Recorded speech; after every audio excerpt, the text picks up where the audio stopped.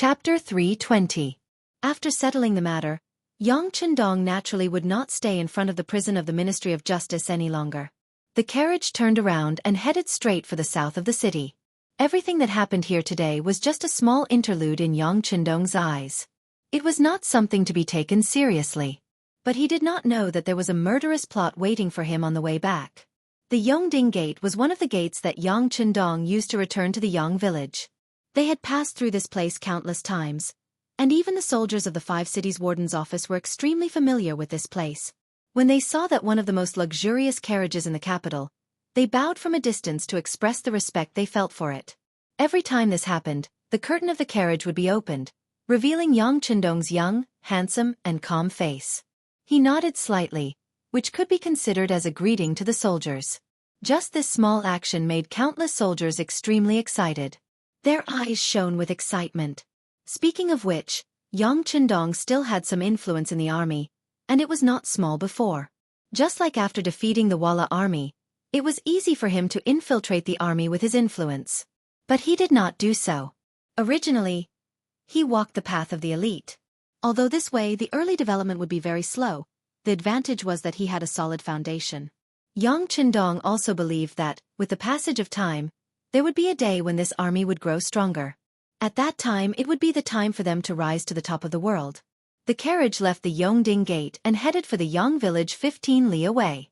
In front of them, a group of 100 people was waiting in formation. They were lying on the side of the road, holding their breath and waiting for something. They were dressed in different clothes, and many of them were not familiar with each other.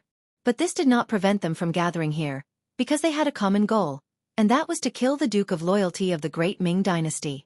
The people of the Lulin did not follow any rules. They might go berserk and kill people because of a sentence, but they might also fight because of a contemptuous look, or fight over meaningless disputes. It was because of this that they were even more terrifying. And now, this group of terrifying people were gathered together. From this, it could be seen how powerful the person who attracted them was. That man was Wu Yong, the former second-in-command of the Black Water Gang. He was lucky enough to survive. Back then, his mission was to ambush Yang Chendong halfway, but because he was detected too early, he failed in the end. This time, he took the same route as before and even led these people to an ambush location not far from the previous ambush location. With this arrangement, he seemed to want to climb back up from where he fell. There were more than 100 heroes, all of them were Lulin people, and all of them had learned some martial arts. Among them, there were some who had made a name for themselves in Jianghu, such as Copper Whip Wang Gui, Silver Spear Song Gang, Roaming Dragon Hand Li Zixing, and so on. All of them had the ability to take on more than 10 people. If they were to encounter an ordinary man who relied on brute force, perhaps even 10 or 20 people would not be a match for them.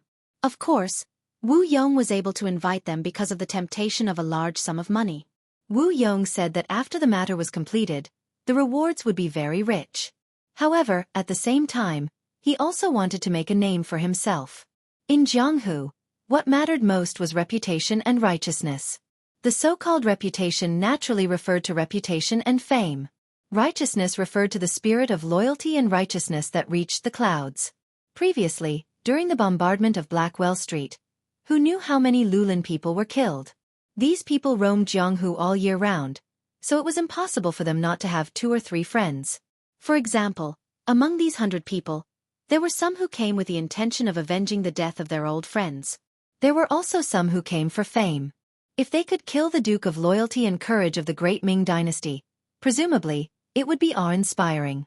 From then on, their reputation in Jianghu would be even more resounding, and it would be easier for them to do things. With all kinds of thoughts, more than 100 people hid in the dense forest beside the road. Since they were experts who had learned martial arts, they naturally had the ability to hide and adjust their breath, so that from a distance, it was impossible to see anything wrong with this place compared to other places. Under everyone's expectant eyes, a luxurious carriage appeared, and a small guard team of more than a dozen people also appeared in everyone's line of sight. At this moment, an austere atmosphere unknowingly filled this dense forest. Affected by it, one's breathing unconsciously became heavier. If one's hearing was good, one would already be able to faintly hear the sound of slightly heavy breathing. The carriage approached from afar, 300 feet, 200 feet, 100 feet, 800 feet, 500 feet, 300 feet, 10 feet, 8 feet, 5 feet. As it got closer and closer, the faces of the guards could already be seen through the dense forest. Suddenly, a loud shout rang out, and then a figure seemed to descend from the sky. A long bronze whip smashed directly at the moving carriage. The wind was swift and the rain was like thunder. Under this blow, it had the power to wipe out 1,000 soldiers.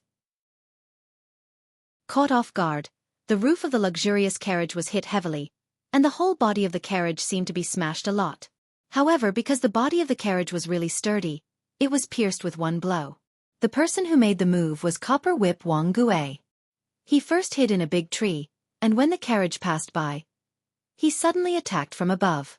He wanted to split the carriage to reveal the target of this trip, but because he underestimated the sturdiness of the carriage, his attack failed. When the attack began, a whip fell from the sky, and the horn of the attack was blown. Figures rushed out from the dense forest, either holding swords, sabers, or spears. The speed of these people was very fast. The distance of 100 feet was covered in only 2 to 3 breaths. Before the dozen or so guards could react, they rushed towards the unique and luxurious carriage that represented an extraordinary meaning. Boom! A long spear flashing with silver light directly pierced into the carriage. The one who made the move was Silver Spear Song Gang. After Copper Whip Wang Gue's attack failed, he used his own attack method. Clang! Just as the long spear was about to pierce into the carriage, a long saber came slashing over and struck the body of the silver spear, causing it to deviate slightly. The long spear that was supposed to enter through the curtain instead pierced the edge of the window, causing wood chips to fly into the air. Protect the young master. Beta Persei, who was holding the saber, had a very ugly expression on his face after the attack. Just from the exchange of blows just now, it seemed that he was not much better in terms of martial arts. There was no need for Beta Persei to shout anything else, as more than a dozen Lung Feng guards had already begun to draw their sabers to protect the carriage. They formed a group of 3, back to back, forming a circle. They stood on the side of the carriage, staring coldly at the people of the forest rushing in front of them. This was the 3-3 system taught by Yang Chendong. Once, this strategy was used to fight the United States Army during the war to resist U.S. aggression and aid Korea. Now, it was used on the battlefield like an extension of one's arm. It was very useful and could be used to protect one's back and sides as much as possible in a chaotic battle. It allowed one to fight wholeheartedly without having to worry about other threats. As soon as the 3-3 system was used, although there were only more than a dozen Lung Feng guards, the 5 circles formed were very similar to one. This made the forest people, who were originally fighting separately, feel like they were impenetrable and impenetrable. Don't hold back. Finish off the target as soon as possible. Wu Yong also appeared in the crowd. His gaze only swept over the dozen Lung Feng guards before returning to the luxurious carriage. Intuition told him that these guards were very troublesome and difficult to deal with. Instead of fighting with them, it was better to directly kill Yang Chendong in the carriage. When the time came, things would naturally be much easier to deal with without a leader. With Wu Yong's appearance, the forest people who were originally fighting on their own became much more orderly. They began to approach the carriage step by step.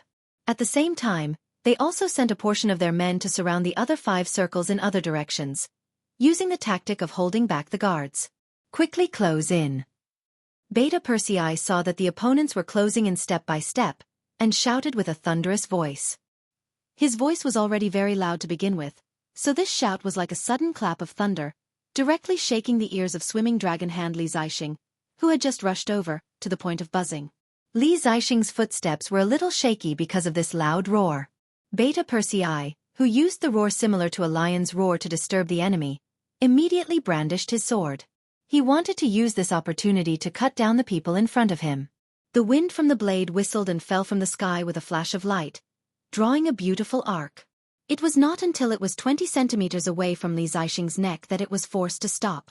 It was a flashing silver spear, blocking the place where the blade fell. I'll help you. The one who made the move was Silver Spear Song Gang.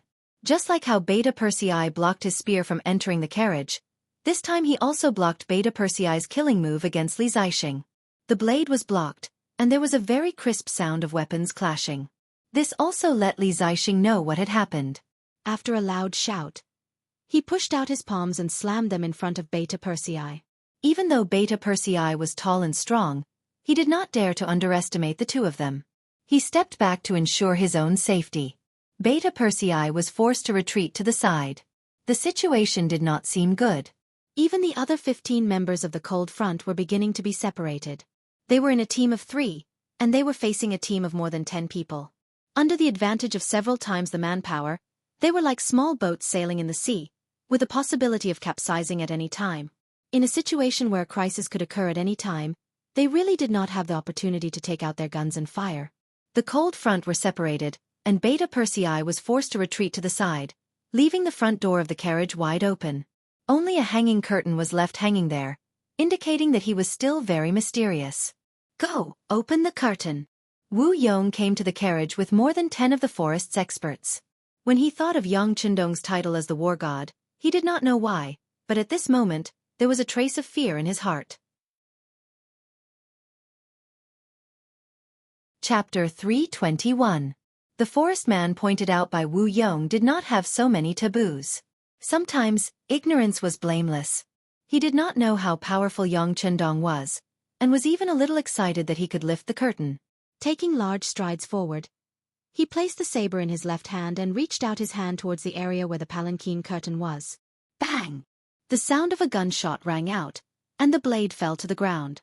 A bloody hole appeared on the forehead of the greenwood man, and blood was flowing out of it. His eyes were wide open, showing the confusion and fear he had in the moment before he died. The man fell to the ground, and a strong smell of blood naturally came out and drilled into the nostrils of Wu Yong and the others. Hiss! Seeing the scene in front of him, Wu Yong could not help but suck in a breath of cold air, and at the same time, he naturally took a step back. He knew that the loyal duke was not easy to kill, and now it seemed that it was indeed so. "Let's go together." But the hesitation only lasted for a moment, and Wu Yong made up his mind again. As the second brother of the Black Water Gang, he had naturally come into contact with the firearms of the Great Ming Dynasty before. He knew that although this thing was powerful, it had more problems. For example, it was only effective at close range, and it could only fire one shot at a time. But out of his cautious nature, he did not send people to try, but decided to swarm in. When the time came, how would the loyal duke, who only had one firearm, deal with it? Initially, the gunshot had indeed frightened everyone. They were still thinking about what to do next, but Wu Yong's voice had already sounded. When he heard that everyone was going to attack together, he suddenly became spirited again. Perhaps this was human nature. When one person was afraid to do something because of fear, the fear seemed to disappear when everyone was together. Under Wu Yong's encouragement, more than a dozen people were divided into 2 groups. They formed a semicircle and closed in on the luxurious carriage. All kinds of weapons flashed coldly, and they were ready to kill at any time. The scene in front of the carriage made Beta Persei and the 15 Lung Feng brothers anxious. They tried to get closer, but they were all blocked by the forest people who had the advantage in numbers. Among them, Beta Persei had rushed too fiercely and did not take care of his own defense. His shoulder was hit by Li Zixing's swimming dragon hand, and his entire left arm felt numb. This was because he had been training for many years. If it was an ordinary person, they would not be able to fight back after being hit by this palm. No one could come to help. Yang Qindong, who was in the carriage, seemed to have fallen into a desperate situation. At least, that was what Wu Yong thought. In his opinion, Yang Qindong was only in his early 20s. Even some of the martial arts grandmasters and famous big shots would find it very difficult to rush out when facing a dozen or more opponents. "Big brother, third brother, this brother is going to avenge you," Wu Yong muttered in his heart. His eyes were filled with murderous intent. At this moment, it was as if he wanted to chop off Yang Qindong's head as a sacrifice for his brothers. The forest people approached step by step. The nearest person was already within arm's reach of the carriage's curtain. That person held the long sword in his hand and swung it forward. He wanted to cut off the curtain to provide enough support for his and his brother's vision. For a moment, everyone's eyes were focused on the long sword, as if they wanted to see what kind of vision the sword would bring when it was swung down. They also wanted to see if the young loyal duke of the Great Ming Dynasty, whom they had identified as their target, was really that powerful. Did he really have 3 heads and 6 arms? Bang! Another gunshot rang out, accompanied by the scene of the forest man holding the sword falling to the ground.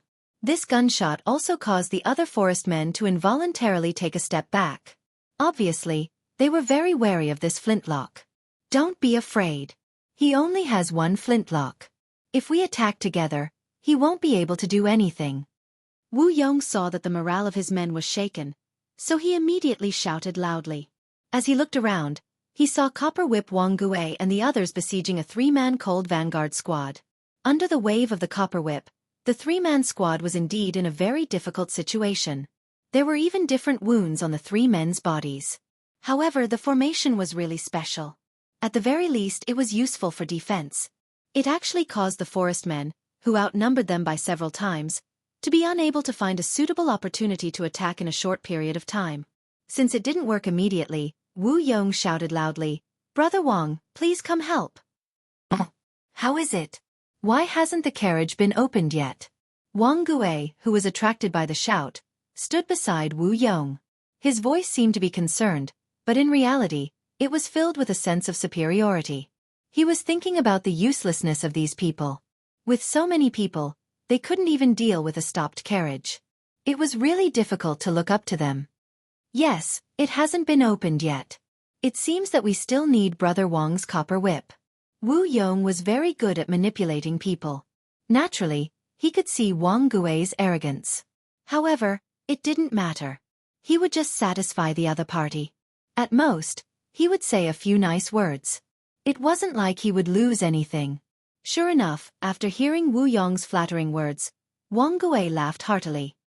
Fine, since Brother Wu has said so, then I have no choice but to make a move. Come, all of you get out of the way. Watch me directly shatter that curtain. Wang Gui, who was laughing, placed the 7-section copper whip on the ground. The other forest men also tactfully retreated to the side. The power of the two spears was truly frightening. They couldn't figure out what was inside the carriage, and they didn't even know when to dodge at the crucial moment. It was better to let Wang Gui use his copper whip to lift the curtain. The forest men obeyed and retreated to the side. However, from the way they stood, they still faintly surrounded the carriage.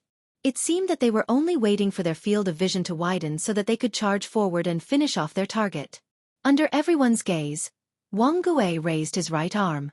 The veins on his arm were already bulging at this moment. The 7-section copper whip followed a loud whistling sound as it smashed towards the huge curtain of the luxurious carriage. As expected of the copper whip.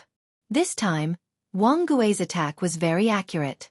With just one strike, it hit the horse curtain. With a twist and a pull, the originally heavy curtain flew up along with the copper whip.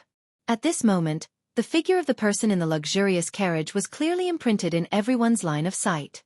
A green robe with a calm face. There wasn't the slightest hint of nervousness or urgency from being surrounded. This was the first impression that Yang Chendong gave everyone.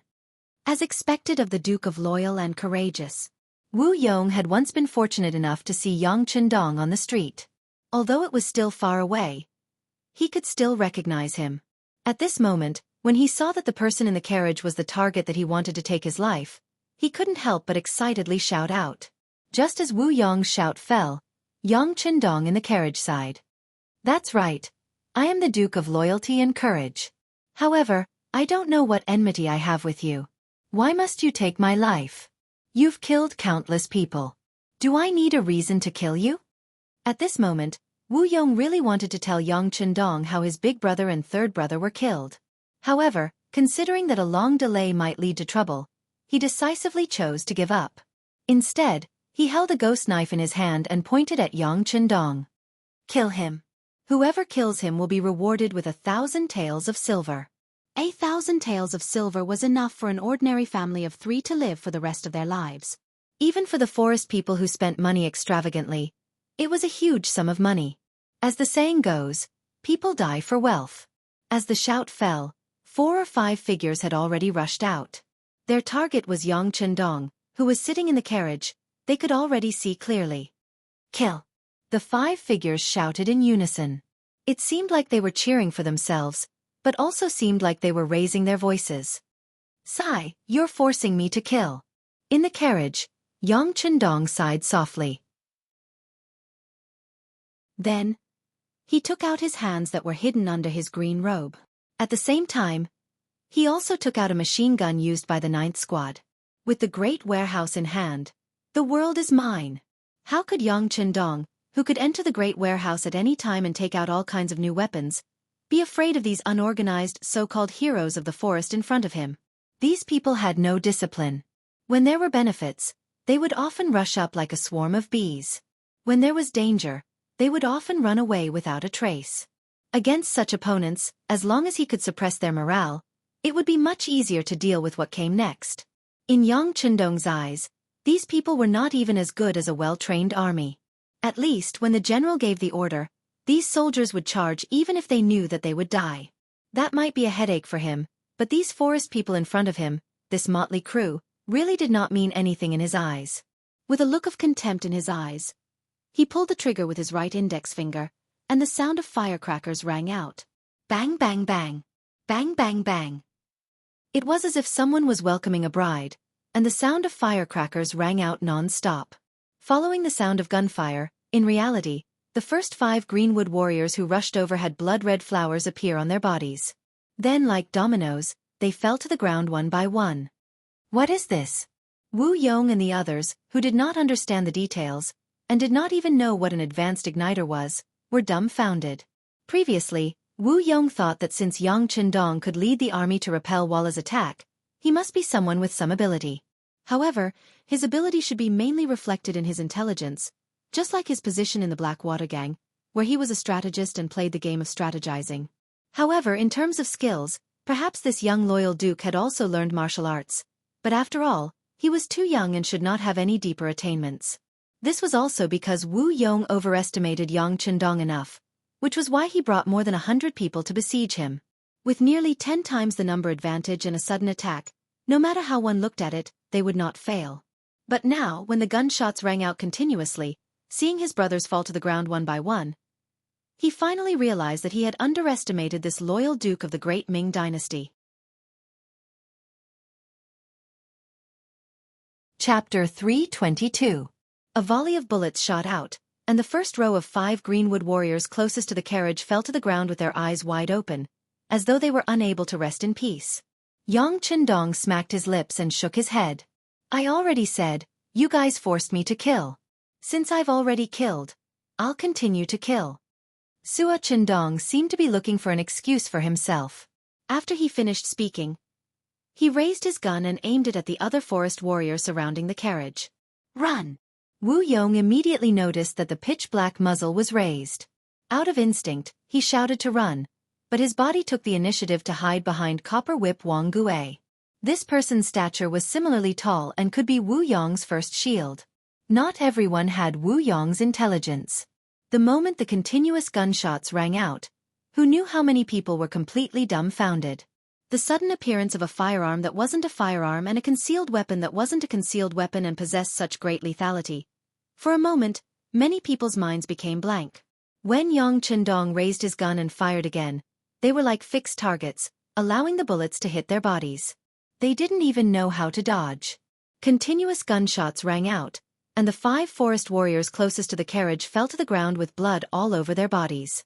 Then the muzzle shifted, and the black muzzle once again spewed out a red light, aiming at those forest warriors who were still in a daze and at a loss of what to do. The copper whip was propped up on the ground, and Wang Gui's old face was already wrinkled together. He had roamed the underworld for more than 30 years, and believed that he had seen and heard many things, but everything that happened in front of him was still beyond his imagination. He never even thought that there would be such a thing today. When Yang Qindong moved the gun towards him, he was still standing there in a daze. Then, gunshots rang out, and Wang Gue, who had been shot 3 times in the chest, naturally fell backward. But he only fell backwards, and didn't really fall down. Wu Yong, who was hiding behind him, supported him. So, a dazzling firework soared into the sky, which was suddenly released from Wu Yong's hand. He thought of what Yen Tao had said to him. If things were difficult, he still had a backup plan. At that time, he could catch the Duke of Loyalty in one fell swoop. Previously, he had almost forgotten about this matter. Now that he didn't know if the fireworks would have any effect, he could only wait for the results.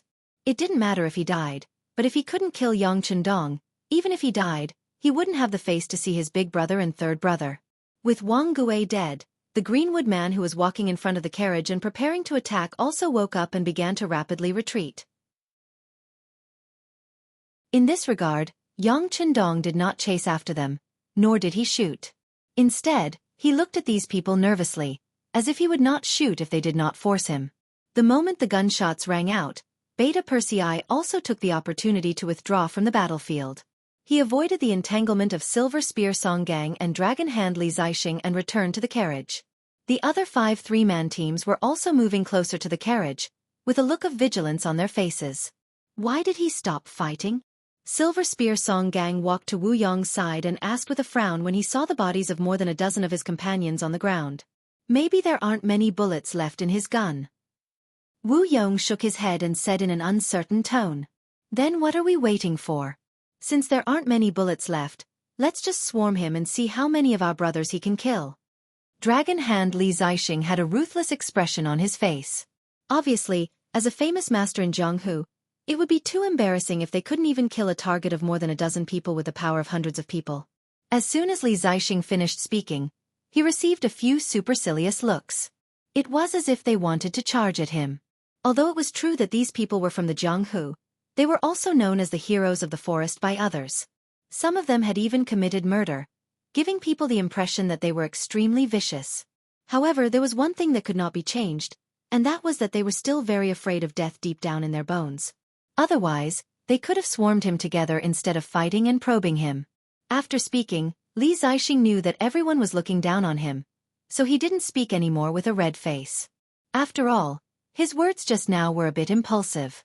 It was normal for him to receive supercilious looks from others. On the other hand, Silver Spear Song Gang couldn't help but ask, "Brother Wu, then what are we doing here?" "Waiting." This time, Wu Yong's tone was incomparably firm. Just now, the signal of fireworks had been released. Next, it was time to see what Yen Tao's backup plan was. He hoped that it wouldn't disappoint him. Wu Yong and the others didn't run. They just fled and didn't fight. They just faintly formed a fan and blocked the way. In this regard, Yang Chendong and the others didn't charge or retreat, nor did they shoot. It was as if they were waiting for something. The only difference was that Wu Yong's expression was relatively calm. Under Yang Chendong's calm appearance, there would occasionally be a hint of anxiety in his eyes. Time passed by minute by minute. After about a quarter of an hour, a heavy sound came from the ground. The first thing that resonated was the sudden neighing of the war horses pulling the luxurious carriage. A group of horses is coming. The sudden movement caused the two sides to become restless. Everyone couldn't help but look in the direction of the capital, wanting to see who was coming. Some of the mercenaries were even prepared to run. They were just here to earn some extra money. They didn't want to lose their lives here. As for whether they could escape or not, they were still confident in being surrounded by dense forests. The sound of the horses behind them was getting closer and closer. Yang Chendong, who was sitting in the carriage, suddenly relaxed. With a wave of his right hand, he took out a brand new magazine and inserted it into the machine. Not only him, Beta Persei and the other 15 members of the Cold Front also took out the spears on their backs and began to check their equipment. All these movements were so skillful and natural. Wu Yong suddenly had a bad feeling when he saw the way they acted as if there was no one else around. Could it be that the other party has something to rely on? Or is it that while I'm waiting, the other party is also waiting? This thought only flashed through Wu Yong's mind for a moment before disappearing. In the end, he knew too little about firearms. If it had been an opponent like Shi Heng, he would have already fled to God knows where the moment the squad opened fire with a machine gun. Wu Yong, who still had the advantage in numbers, was still hoping that this group of horses might be reinforcements from the loyal Duke. Otherwise, why would the other party be so calm? However, he didn't know what the other party would do after he released the fireworks. The two sides were still in a standoff. The outline of the horse group behind them was gradually becoming clearer. After some time, it finally appeared in front of everyone. It was a group of horses dressed entirely in black. From a distance, it looked like there were about 50 of them. In ancient times, war horses were very rare and expensive, especially in the Central Plains. Most of the war horses needed to be purchased from the northern grasslands. As time passed, the price would often increase by a few times. To be able to take out 50 war horses at once, it was obvious that this person's identity was extraordinary. Ha ha ha, they're all here. The horse group was getting closer and closer until they stopped about 100 steps away from Yang Chendong. At this distance, it was already within the range of an arrow. At that time, an arrow could be shot about 130 steps away. At this distance, even an ordinary bow and arrow could have a considerable lethality. At such a close distance, the carriage might only need to charge down and tear Yang Chendong and the others to pieces. The leader of the horse group, who was actually a young man, seemed to know this result and reason. He laughed heartily. Yang Chendong narrowed his eyes for a moment when the person greeted him so enthusiastically. Obviously, he didn't recognize the other party. It was only when Yang Er leaned forward and whispered something that he nodded as if he suddenly realized something. So it's young Master Yu. I really didn't expect that the person behind today's big battle was actually you. The person who came was Yu Yunbi, the eldest grandson of Minister Yu Shuriyue of the Ministry of Justice. He was also the backup that Yen Tao mentioned. That day, Yen Tao went to the Yu mansion to seek an audience with Minister Yu. He said that Wu Yong wanted to deal with Yang Chendong. As one of the chief constables, how could Yen Tao not know about the enmity between Minister Yu and the Duke of Loyalty? Even the third young master, Yu Xiong, had died because of this. This was an irreconcilable enmity. Perhaps Yen Tao knew that it was unrealistic to rely on Wu Yong to deal with Yang Chendong, or perhaps he was optimistic about Yu Shiyue's position and wanted to climb up. In short, he told him everything about Wu Yong. He even made another decision. Even if Minister Yu did not want to deal with Yang Chendong, he could also kill Wu Yong and send his head to Minister Yu. This could be considered a merit. However, how could Yu Shiyue not see that there was a death feud between him and Yang Chendong? Because his grandson, who was the third in line, had been executed, many officials in the Ministry of Justice looked at him differently now. There was also the newly promoted left assistant minister, Su Yozhen, who took advantage of this to gain a lot of power. The Ministry of Justice was no longer in the era where he had the final say. All of this was because of Yang Chendong. If this person died, he would still be put in an important position because of the emperor's favor, and the Yu family would be able to regain its former glory. He understood this in his heart, but how could he kill Yang Chendong? Could he kill him? What would the situation be if he killed him? These were all things that Yu Shiyue had to think about. Just like Yang Chendong, he naturally had the ability to kill any important minister, but why didn't he do so? It was because he had a lot of scruples. The safety of the important ministers was not guaranteed. Once it became a situation where everyone was in danger, these people might join hands to deal with him.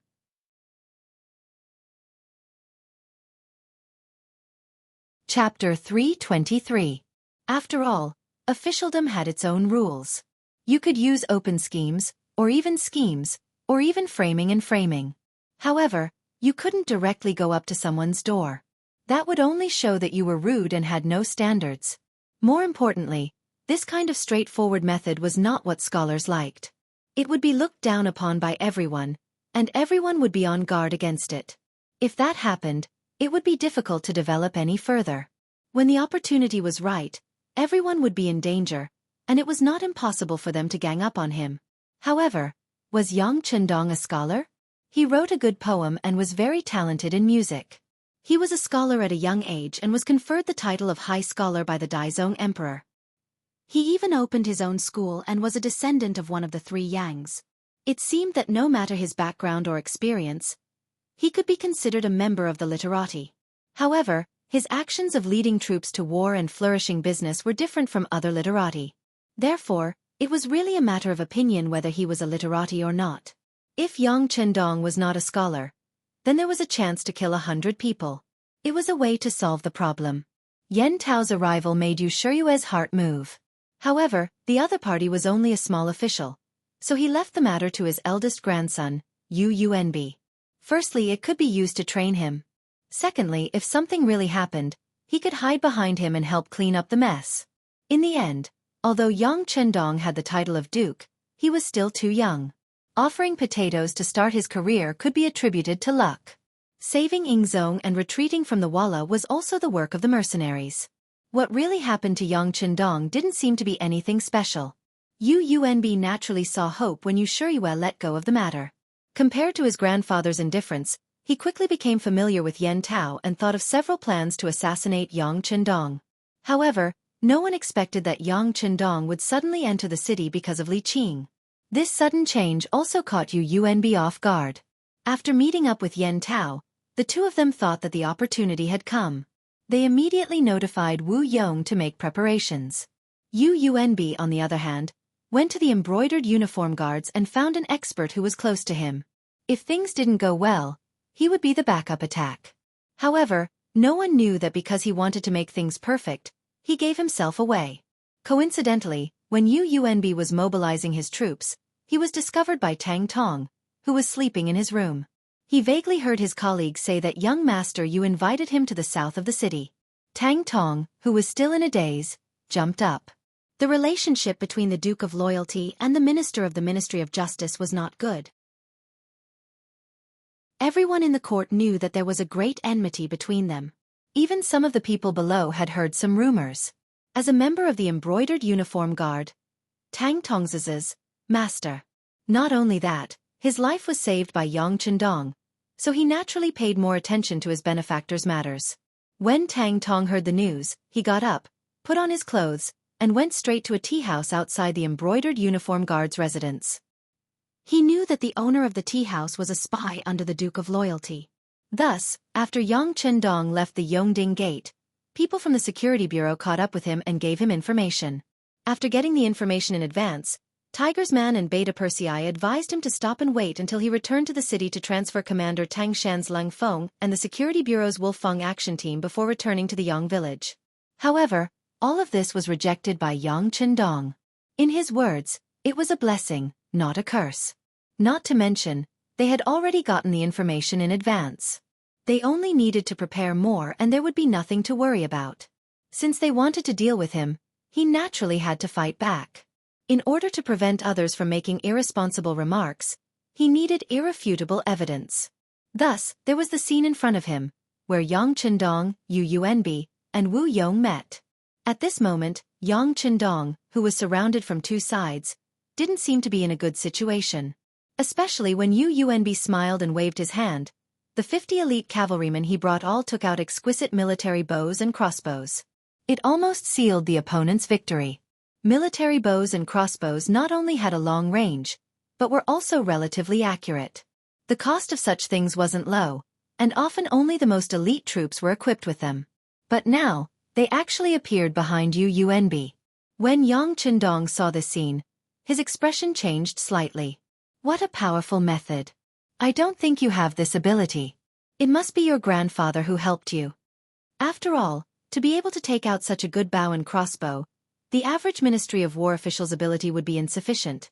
Only those above the 4th rank could barely do it. Haha, you don't have to worry about that. Duke of Loyalty and Courage. Yu Yuanbi laughed proudly.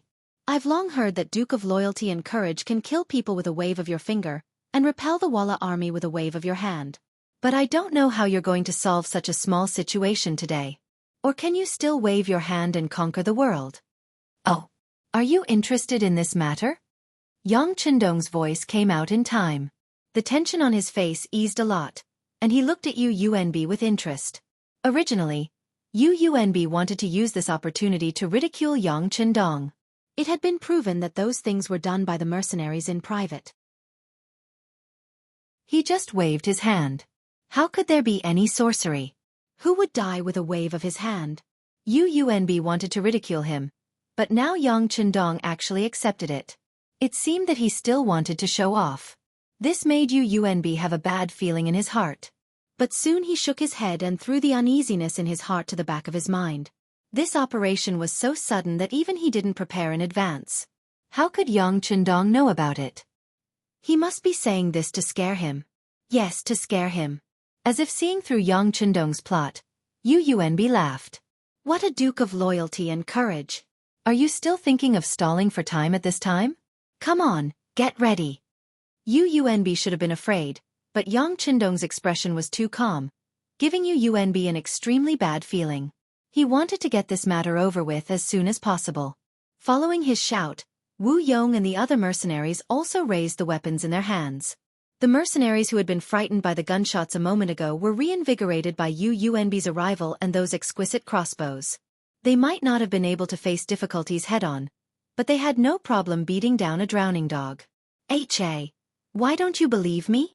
Seeing that Yu Yuanbi was about to lose control and make a move, Yang Chendong shook his head slightly and casually extended a finger. If Hu Yan and the others were here, they would have definitely noticed that this gesture was very similar to the one he had used to point at the traitor eunuch Shi Ning on the walls of the capital. It was also this finger that caused Yu Yuanbi, who was still riding on his horse, to feel pain all over his body. He fell off his horse with a plop. Yu Yuanbi fell off his horse with a casual finger strike. At this moment, the other black-clothed men were all stunned on the spot. Not only them, but even their allies, Wu Yong and the others, who were standing on the opposite side, also widened their eyes in disbelief. Some of the mercenaries might have heard too many stories, and they even thought that this was the one Yang finger of the Loyal and Courage Guild. Why did a single finger have the effect of killing people from a distance? They were all stunned, but Yang Chendong was not stunned. Beta Persei and his 15 subordinates were also not stunned. Attack! A roar came from his mouth, and then the loaded bullets flew toward the 50 men in black. The sudden sound of gunfire and Yu Yuanbi falling off his horse caused the entire cavalry to fall into chaos. Most of them were shot down from their horses by the first wave of gunfire. Only a very small number of people fired their crossbows at the surroundings of the carriage, but they also lost their aim from far away.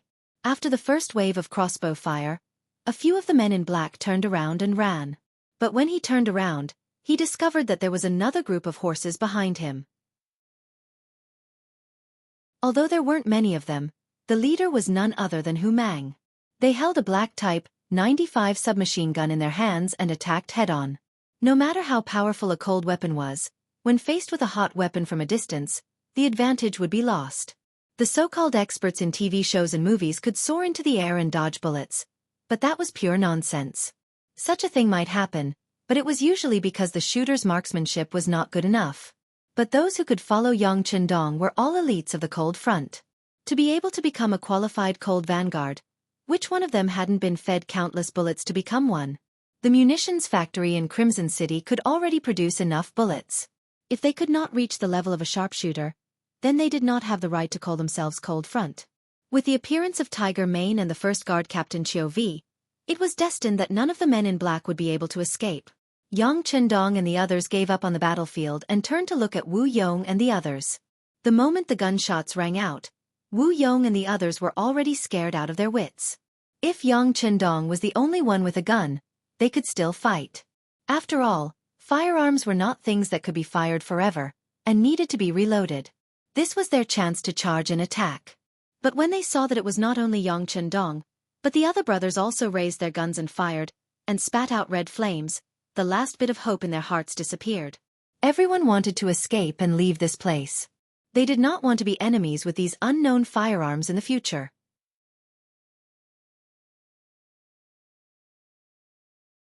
Chapter 324. The mercenaries decisively turned around and left. Wu Yong knew that something big was about to happen. Even if he stayed behind to charge, he would only be risking his life. With a trace of reluctance in his heart, he turned around and followed everyone into the dense forest on both sides. Puff, puff, puff. Sniper rifles with silencers began to fire, and the ghost sniper was fired. During the quarter of an hour when Yang Chendong and Wu Yong confronted each other, they received orders and completed the hidden mission of preparing to attack. Now it was time for them to kill in all directions. Not only was there the ghost sniper team, but this time, even the Wolfang action team temporarily stationed in the security bureau had been waiting in the dense forest for a long time. They were waiting for these self-proclaimed mercenaries to barge in and give them a head-on blow. This was the strongest force that Yang Chendong could transfer in a short period of time. Perhaps it would not be easy to leave the scores of more than 100 people behind, but at least he could kill most of them and let them make a name for himself. Endless slaughter unfolded in the forest. Every gunshot could mean the loss of a life. Every scream could mean the end of a life. Yang Chendong did not look at the forest. He got off the carriage and under the protection of Beta Persei and the others, he strode to Yu Yuanbi, who was lying on the ground with a gunshot in his leg. Save me, save me. Yu Yuanbi, who was still arrogant just now, was now pale. It was caused by excessive blood loss and excessive shock. Don't worry, you won't die, at least not yet. Yang Chendong said coldly. He squatted down and then touched the muzzle of the gun in his leg with his right hand. It looked like he was checking the injury, but when he was about to touch the wound, he used more strength. Ah! Under the force, Yunb could not help but howl. Pain, pain. Now that you know how painful it is, tell me, who else wants to murder me other than you? Does your grandfather know? Yang Chendong wanted to get the evidence as soon as possible, and he also wanted to keep an eye on the people involved. Since they wanted to assassinate him, they had to be prepared for a backlash. Yunb's face was dripping with sweat, and his facial features were scrunched together. However, he also knew that he could not betray his grandfather. Otherwise, there would be no hope at all. But looking at Yang Chendong's face, if he didn't say something, it would be impossible for him to pass. So he suppressed the pain and said, "And Chief Constable Yen Tao. He informed me that the remaining members of the Blackwater gang wanted to harm you, so I wanted to avenge my third brother. Yen Tao, catch him." Finally, Yang Chendong heard some useful information. Only then did he loosen his grip that was like a vice. Just as he finished speaking, a member of the Cold Vanguard team, who was in charge of delivering the news, rode towards the city. In the dense forest, the originally quiet scene was no longer there, and it was replaced by the smell of blood. Just as Yang Chendong had expected, under their hasty preparations, they did not manage to take down all of the forest men. About a dozen of them managed to escape. Among them, the leader, Wu Yong, and Li Zixing, the Dragon Hand, managed to escape amidst the chaos. On the other hand, Silver Spear Song Gang and the others were killed by Lung Feng in the forest. The noisy official road quickly regained its tranquility. Tiger's Mane and the others even got some water to do a simple cleaning. From afar, it looked as if nothing had happened. But in reality, a dark cloud was looming over the capital. Yen Tao was on duty today. But even so, he was distracted. Even when some of his subordinates came to report on their work, he did not know what they said. Finally, it was time for dinner, and he could finally take a break. He changed into an ordinary cloth robe and walked out of the Ministry of Justice's yamen. Just as he left the street and was about to go to the Yu residence to ask for clarification, his intuition told him that he was being followed. As one of the 4 chief detectives of the Ministry of Justice, Yen Tao's thoughts were extremely meticulous. He was also a martial arts expert and had done this kind of work countless times. Now that someone was suddenly following him, how could he not notice it? Being suddenly followed was not the first time something like this had happened. He had handled countless cases, and he had offended many people. But today, on such a sensitive day, someone was following him. This seemed to have a different meaning than usual. After thinking about it for an entire day, there was still no news from Yunb. Could it be that he had forgotten about it after his great victory? But that shouldn't be the case. If something really happened to the Duke of Loyalty, it would definitely cause a commotion in the capital. There was no reason for him not to know. Could it be that Yunb had failed, and not only that, he had also sold him out? Yen Tao had never held much hope for the so-called young master of an aristocratic family. These people were like insects, growing up under the shadow of their family. They did not know the pain of a small figure, and they did not know the difficulties of life. It was because all they saw was wealth, stability, and even luxury. Once they were faced with a bad environment, the psychological gap would be even greater. With such a mentality, it was hard to guarantee that they would not say anything. His mind was quickly thinking about the possibilities. If that was the case, then the person who sent the person should be the Duke of Loyalty's subordinate.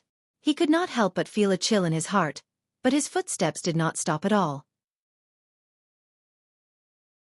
He continued to walk toward his original destination, the Yu Mansion. Whether the person was sent by Yang Chendong or not, this trip to the Yu Mansion had to be made. At least, he had to inquire about Yunb's whereabouts. If he was safe at home, then he would be safe.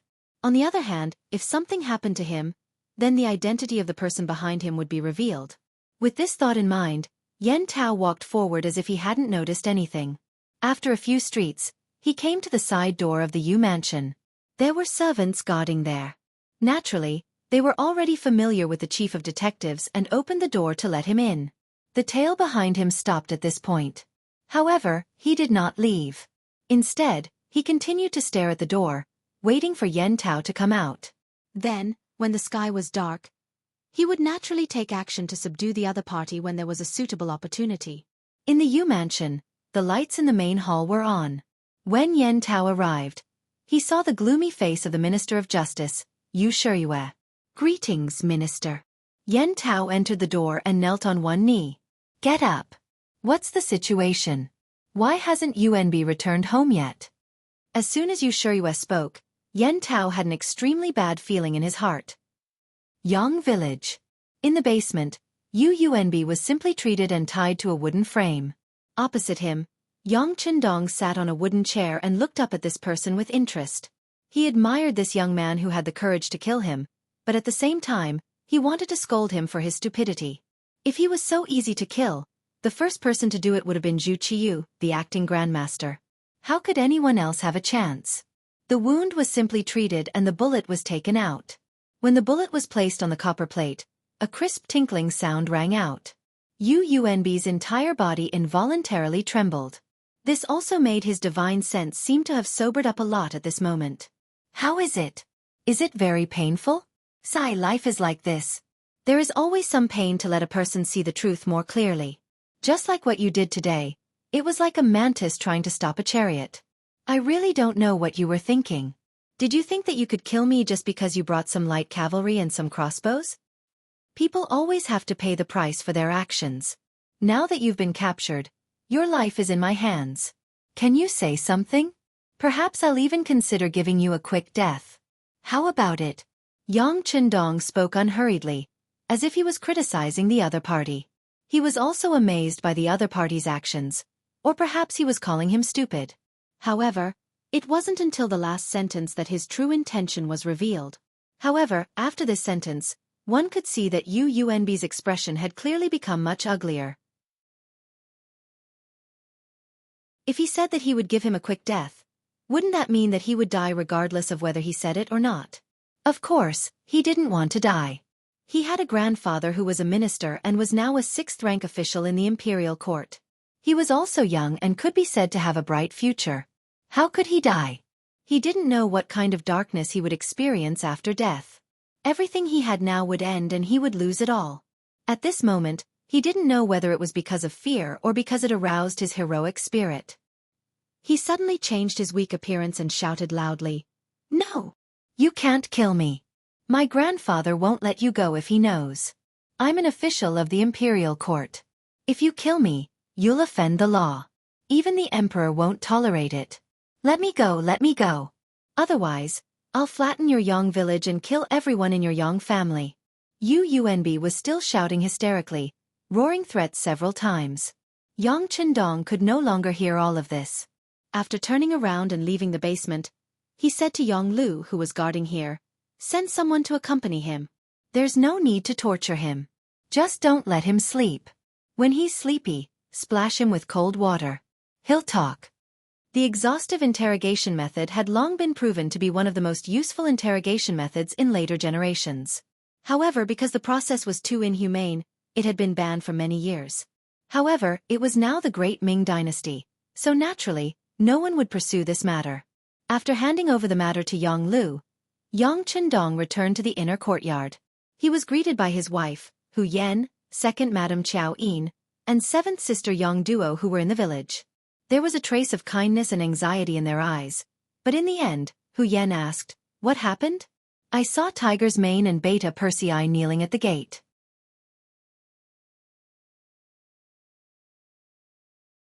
Chapter 325. It's fine. Yang Chendong showed an extremely bright and clean smile.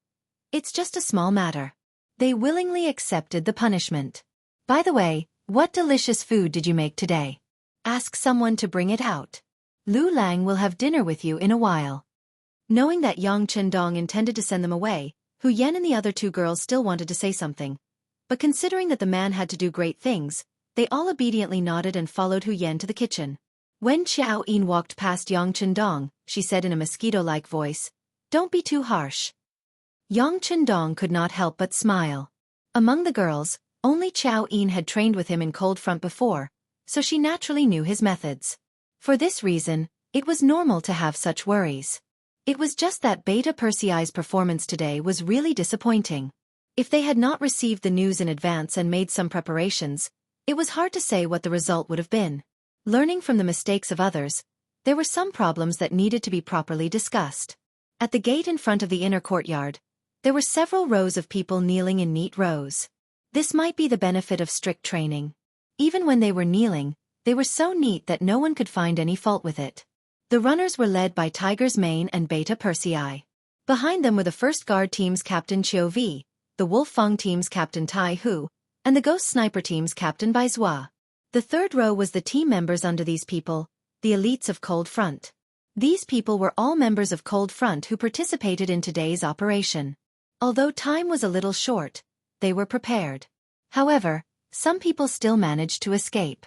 For this matter, without waiting for Yang Chendong to say anything, Tiger's Mane and the others took the initiative to kneel here and beg for forgiveness. When Yang Chendong walked out of the gate, Tiger's Mane and the others raised their heads, but when they saw Dong Shuai's expression, they quickly lowered their heads. Many of these people were personally taught by Yang Chendong, and some were trained according to his principles. They could all be considered as his students. As a teacher, he usually tried his best to maintain a friendly side.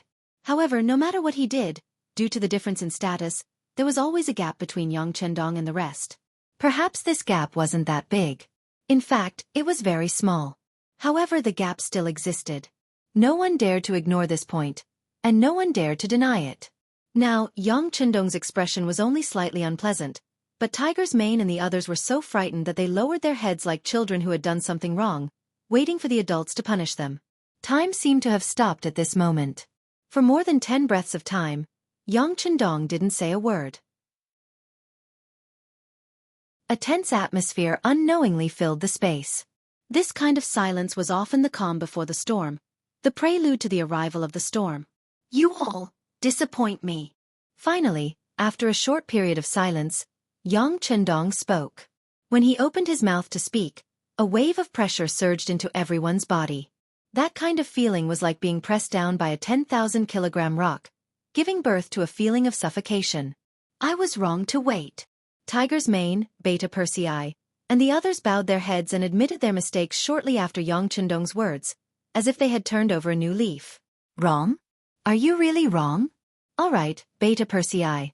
Let me ask you, where did you go wrong? Yang Chendong's voice seemed to be very casual, but the anger in his voice was getting stronger. Beta Persei, who was called out, was stunned at first. He was tall and extremely skilled. He was one of Yang Chendong's most trusted guards and was often brought along to protect him. In the Yang family system, anyone who saw him would be very respectful.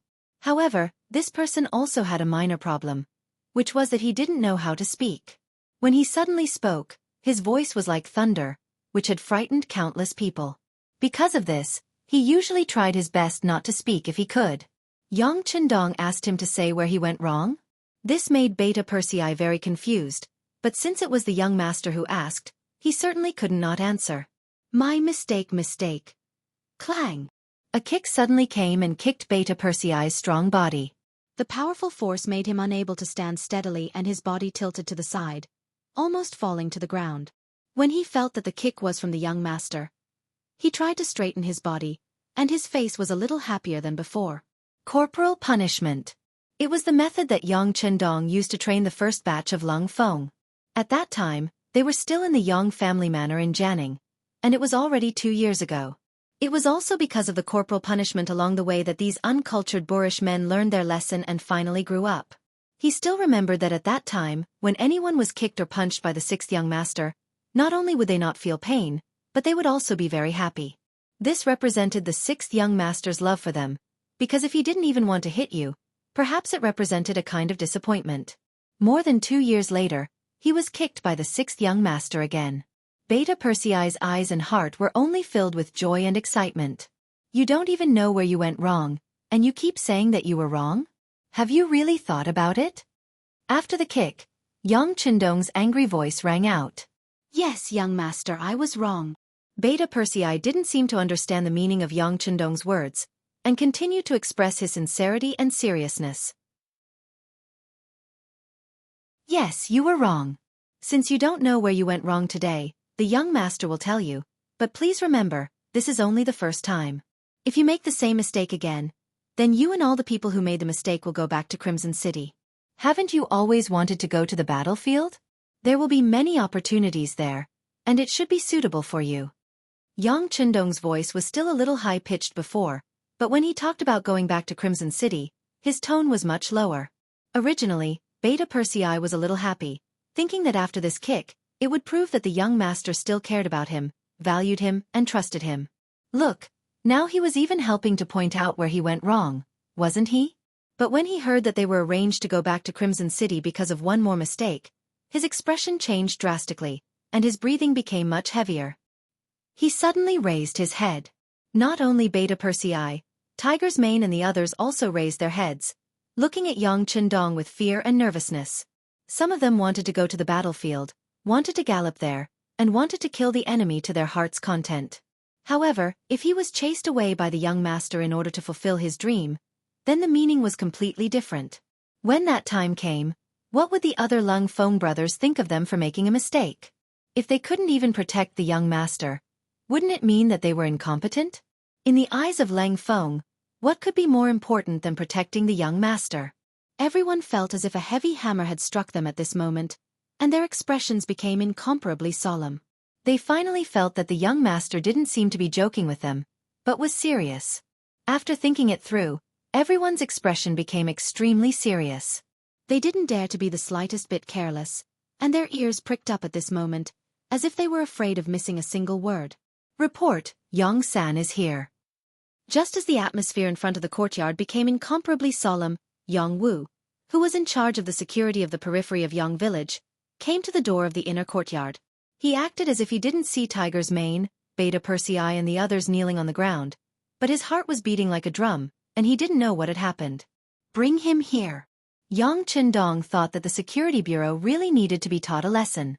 They didn't even get any information about this incident, and this alone made them unqualified. After getting permission, Yang San quickly came to the gate of the inner courtyard. When he saw Tiger's Mane, Beta Persei and the others kneeling, there was a trace of surprise on his face, but soon he also knelt on the ground, lowered his head and said, "Your subordinate is incompetent, Yen Tao escaped." Escaped. Ha ha, not bad, not bad. Yang San's appearance made Yang Chendong laugh incessantly, and the atmosphere seemed to become even more tense at this moment. Yang San came this time with the intention of being criticized, but he didn't expect Tiger's Mane and Beta Persei to be kneeling there. At this moment, he naturally knelt with them and lowered his head. There was one more person in the line. No, there were two more people, and Yang Wu also knelt in the first row. Although he still didn't know what had happened, he thought that not everyone could hear the young master's lesson. The kneeling crowd seemed to have grown a little, but it was quieter than before, which made Yang Chendong's voice even more deafening at this moment. Let's talk about Beta Persei first. You're very good at fighting, aren't you? You clearly know that the people who came are all from the underworld and have learned pure martial arts since young. When you fought with them, you didn't use your killing move right away, but instead countered their moves. You fought with them for a full 30 rounds, but you didn't kill a single person. You only injured Silver Spear Song Gang. Where do you think the other comrades on the battlefield are? Is this your one-man show? Or do you think that this is a martial arts arena, where friendship comes first and competition comes second? You should know that if it weren't for the fact that the other comrades fought with all their strength and 4 of our brothers were injured, the battle line would have collapsed. At that time, even if you learned some things in the process of fighting, it was indeed equivalent to stepping on the corpses of other comrades. Do you feel guilty? Iron Tiger, as the captain of the Wolf-Fang Special Forces, you didn't kill them immediately in the dense forest. Instead, you played a game of cat and mouse. In the end, more than a dozen of your opponents escaped. Let me ask you, is it fun to be a cat? Is it fun to watch your opponents have a mental breakdown? So much so that you don't even care if your opponents escape? Do you remember that the young master said that being kind to your opponents is being cruel to yourself? Do you know that in the future, because of those who escaped, it is very likely that our comrades will be harmed by them? And all of this is caused by your momentary playfulness? If you really like this kind of game so much, there are still many mice in the Yang family village. You can catch them all like a cat.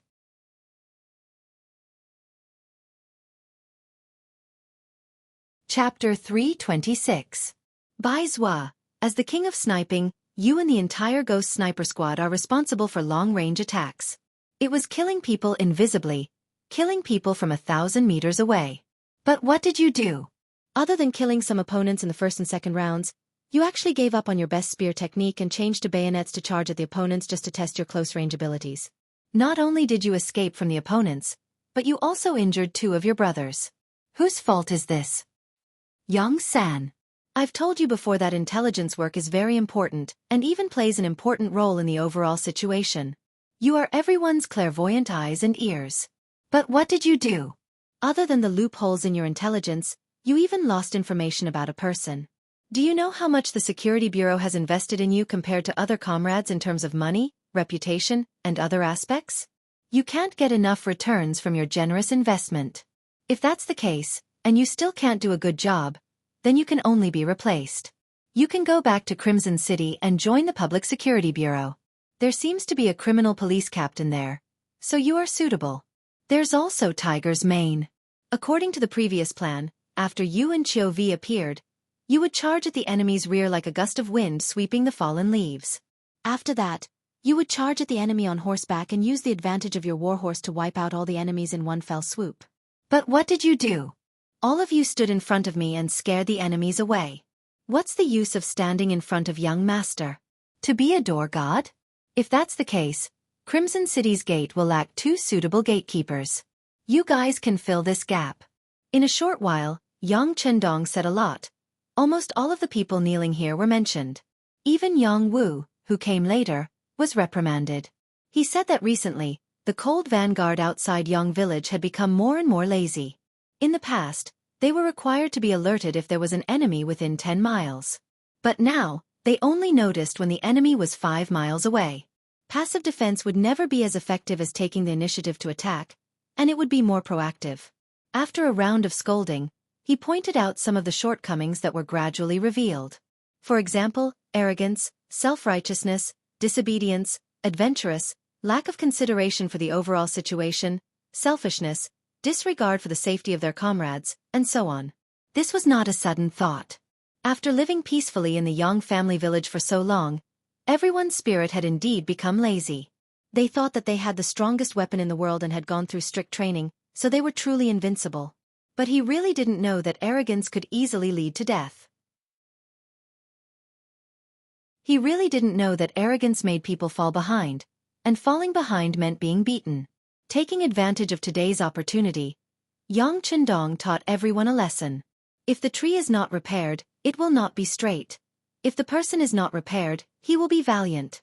No matter how strong a person was, if they were arrogant to the point of looking down on everything, then they wouldn't be far from being defeated. From today onwards, start criticizing others and yourself. Everyone was required to participate, and before they completely recognized their mistakes, their daily training sessions would be doubled, and those who did not achieve excellent results would have their meals reduced by half. For the 3rd time in a row, his results were still the worst. Thus, he left the Yang clan manor and returned to Crimson City. His original honor as the Cold Front was revoked, and he was promoted to a civil servant. The rest of the people will return to their normal training state when they recognize their own shortcomings and pass the approval of their comrades. After dropping these words coldly, Yang Chendong turned around and walked into the inner courtyard. Just as he was leaving, he waved his hand and called Tiger's Man and the deputy director of the Security Bureau, Yang San. Criticism and self-criticism were the class meetings in the modern army. During training, even if they were busy, they had to take time out every day to have a small meeting. Often, it would be based on the class as a unit. The squad leader would first self-criticize and criticize others, then the squad leader, and so on for every soldier. This practice could make people more aware of their own shortcomings, and also better understand their comrades around them. They could constantly improve from pointing out the shortcomings, and it could also increase the friendship between comrades. It had been proven that this was a very good way to train soldiers. Yang Chendong didn't use it before because he was afraid that it would be too much of a blow to everyone's fighting spirit. But through today's matter, it was indeed necessary to do so. Even with such advanced weapons, they had still let more than 10 enemies escape. This was enough to prove that the deciding factor of victory was not the advanced weapons, but the fighting spirit and the hearts of the people. It was believed that through criticism and self-criticism, everyone would have a string in their minds that would lower the chances of them making a mistake to the lowest. They would be able to make Cold Front stronger and faster. Yang Chendong walked at the front until he reached the garden in the inner courtyard. Tiger's Man and Yong San followed carefully behind him. They weren't afraid of the harsh training, nor were they afraid of the mountains of swords and seas of fire, but they were afraid of being sent back to Crimson City. For old people like them, they were the most outstanding and powerful existences in Langfeng's eyes, and were even idols in the eyes of some people. If they were really sent back to Crimson City, then it would be a failure in life. No one would look up to them anymore, and there would be no hope for them in life. The work of the Security Bureau needs to be improved, and the people under us also need to undergo more systematic and hard training. Tiger's Man also needs to be improved. As a new member, he must achieve excellent results. If he can't, then he will be sent back to Crimson City. This isn't a joke. Sometimes, one wrong step can affect everyone, and all the previous efforts will be wasted. Do you understand? When Yang Chundong's words were heard by Tiger's Man and Yong San, the two of them nodded solemnly. They knew that this time, the young master was really expressing his dissatisfaction with the Security Bureau. If a similar situation were to occur in the future, their positions would probably be shifted. It was even possible that they would be sent back to Crimson City in accordance with military law. Knowing the seriousness of the matter, whether it was Tiger's Man or Yong San, they both secretly made up their minds. The Security Bureau had to be changed, or it would be destroyed. The seriousness of the two could be seen from their eyes. Yang Chundong knew the principle of too much, and did not mention the issue of rectification. Instead he asked, "Tell me, where did Yen Tao go? Where did you lose him?"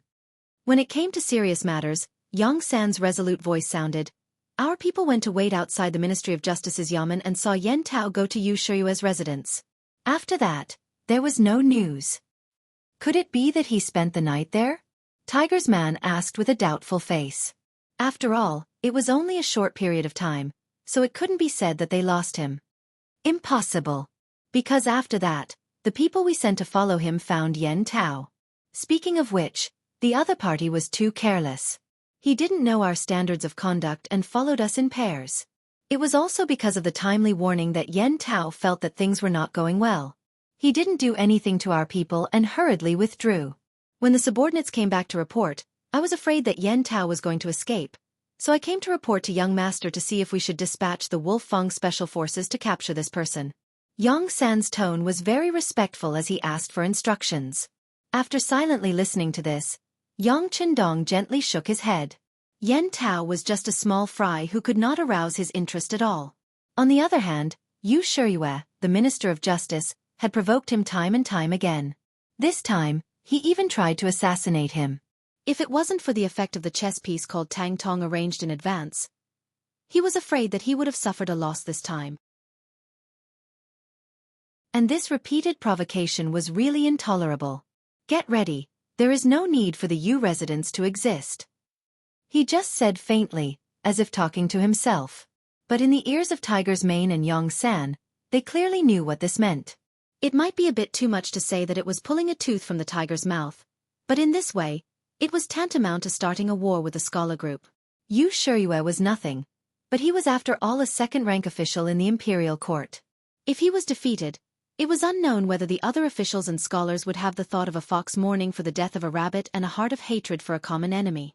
Although Yang Chundong's power had been rapidly developing in Xianxia City, the speed was fast enough to make anyone in the know speechless. But in the capital, he had always been very careful.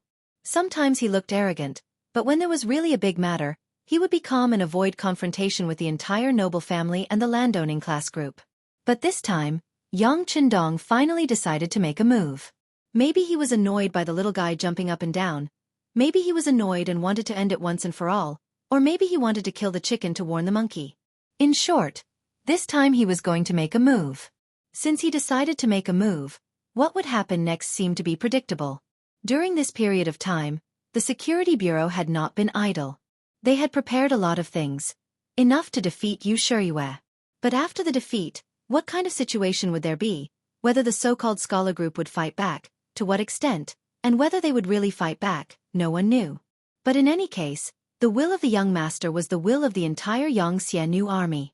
His order was like the imperial edict of the great Ming Emperor, unimpeded in Xianxia. The wind was coming.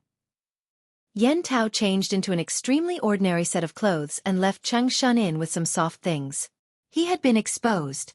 No matter how he was found, one thing was clear, that if he did not leave, the Duke of Loyalty would not spare him. Although he was one of the chief detectives of the Ministry of Justice, in the eyes of ordinary people, he was already a superior existence, or someone who could not be provoked. But in the eyes of a big shot like Yang Chendong, he was not even a fart. Once Yang Chendong made a move, he might lose his life here before even seeing the person. This was definitely not what Yen Tao wanted.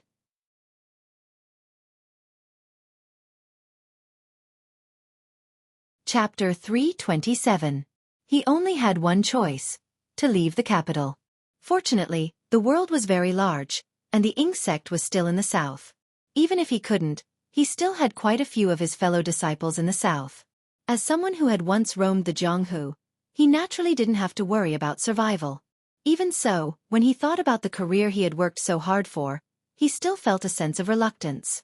But when he recalled the chaotic scene in the Yu residence, his reluctance was replaced by determination. Yu Yuanbi had not returned home and had even cut off all contact with his family, causing the entire Yu residence to become tense. This was precisely what he had seen with his own eyes. Perhaps Yu Shiyue had already thought of a certain possibility. If Yen Tao didn't leave now, he probably wouldn't be able to. After looking around the room, he took in a deep breath and resolutely turned around, silently leaving the capital in the middle of the night. Back to the Yu residence. His eldest grandson, Yu Yuanbi, had not returned home for an entire afternoon. The steward had sent people to the places where the young master would normally go, but they had still found nothing. When the steward reported this matter to his master, Yu Shiyue, this old man sitting in the academy seemed to have aged a great deal in a single afternoon. "Got it," the housekeeper said weakly and left the room in silence. Soon after, there was the sound of things being smashed. This noise persisted for a long time, and then the room fell silent once more. By the time Yu Shiyue walked out of the study, he was dressed in his official robes. "Prepare a carriage to go to the Imperial Palace." Yu Shiyue came to the Imperial Palace in the middle of the night and requested to see the Emperor.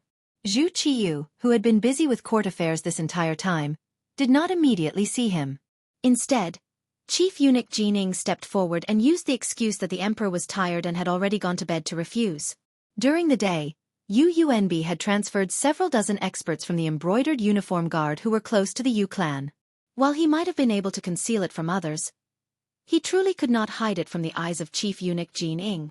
But considering that Yu Shiyue was someone the Emperor trusted, he did not stop him and instead reported the matter to acting sect master Zhu Qiyu. "Beloved official Yu, what are you doing? Do you know where those people went?" Zhu Qiyu was stunned. The embroidered uniform guards could be said to be the Emperor's personal army, and they were directly under his jurisdiction. Someone had reached their hands into the embroidered uniform guards. Even if that person was a trusted courtier, as the Emperor, he would naturally feel displeased. Jining organized her thoughts, then answered carefully. "Those people went outside the city, towards the south of the city." Zhu Qiyu seemed to have thought of something when she heard this. Then, she waved her hand as if she was not going to pursue the matter any further. To the side, Jining naturally wouldn't say anything. She could see that the Emperor might have some feelings towards this loyal duke. She thought it would be good for someone else to knock some sense into him. The Emperor didn't care, but that didn't mean Jining didn't care.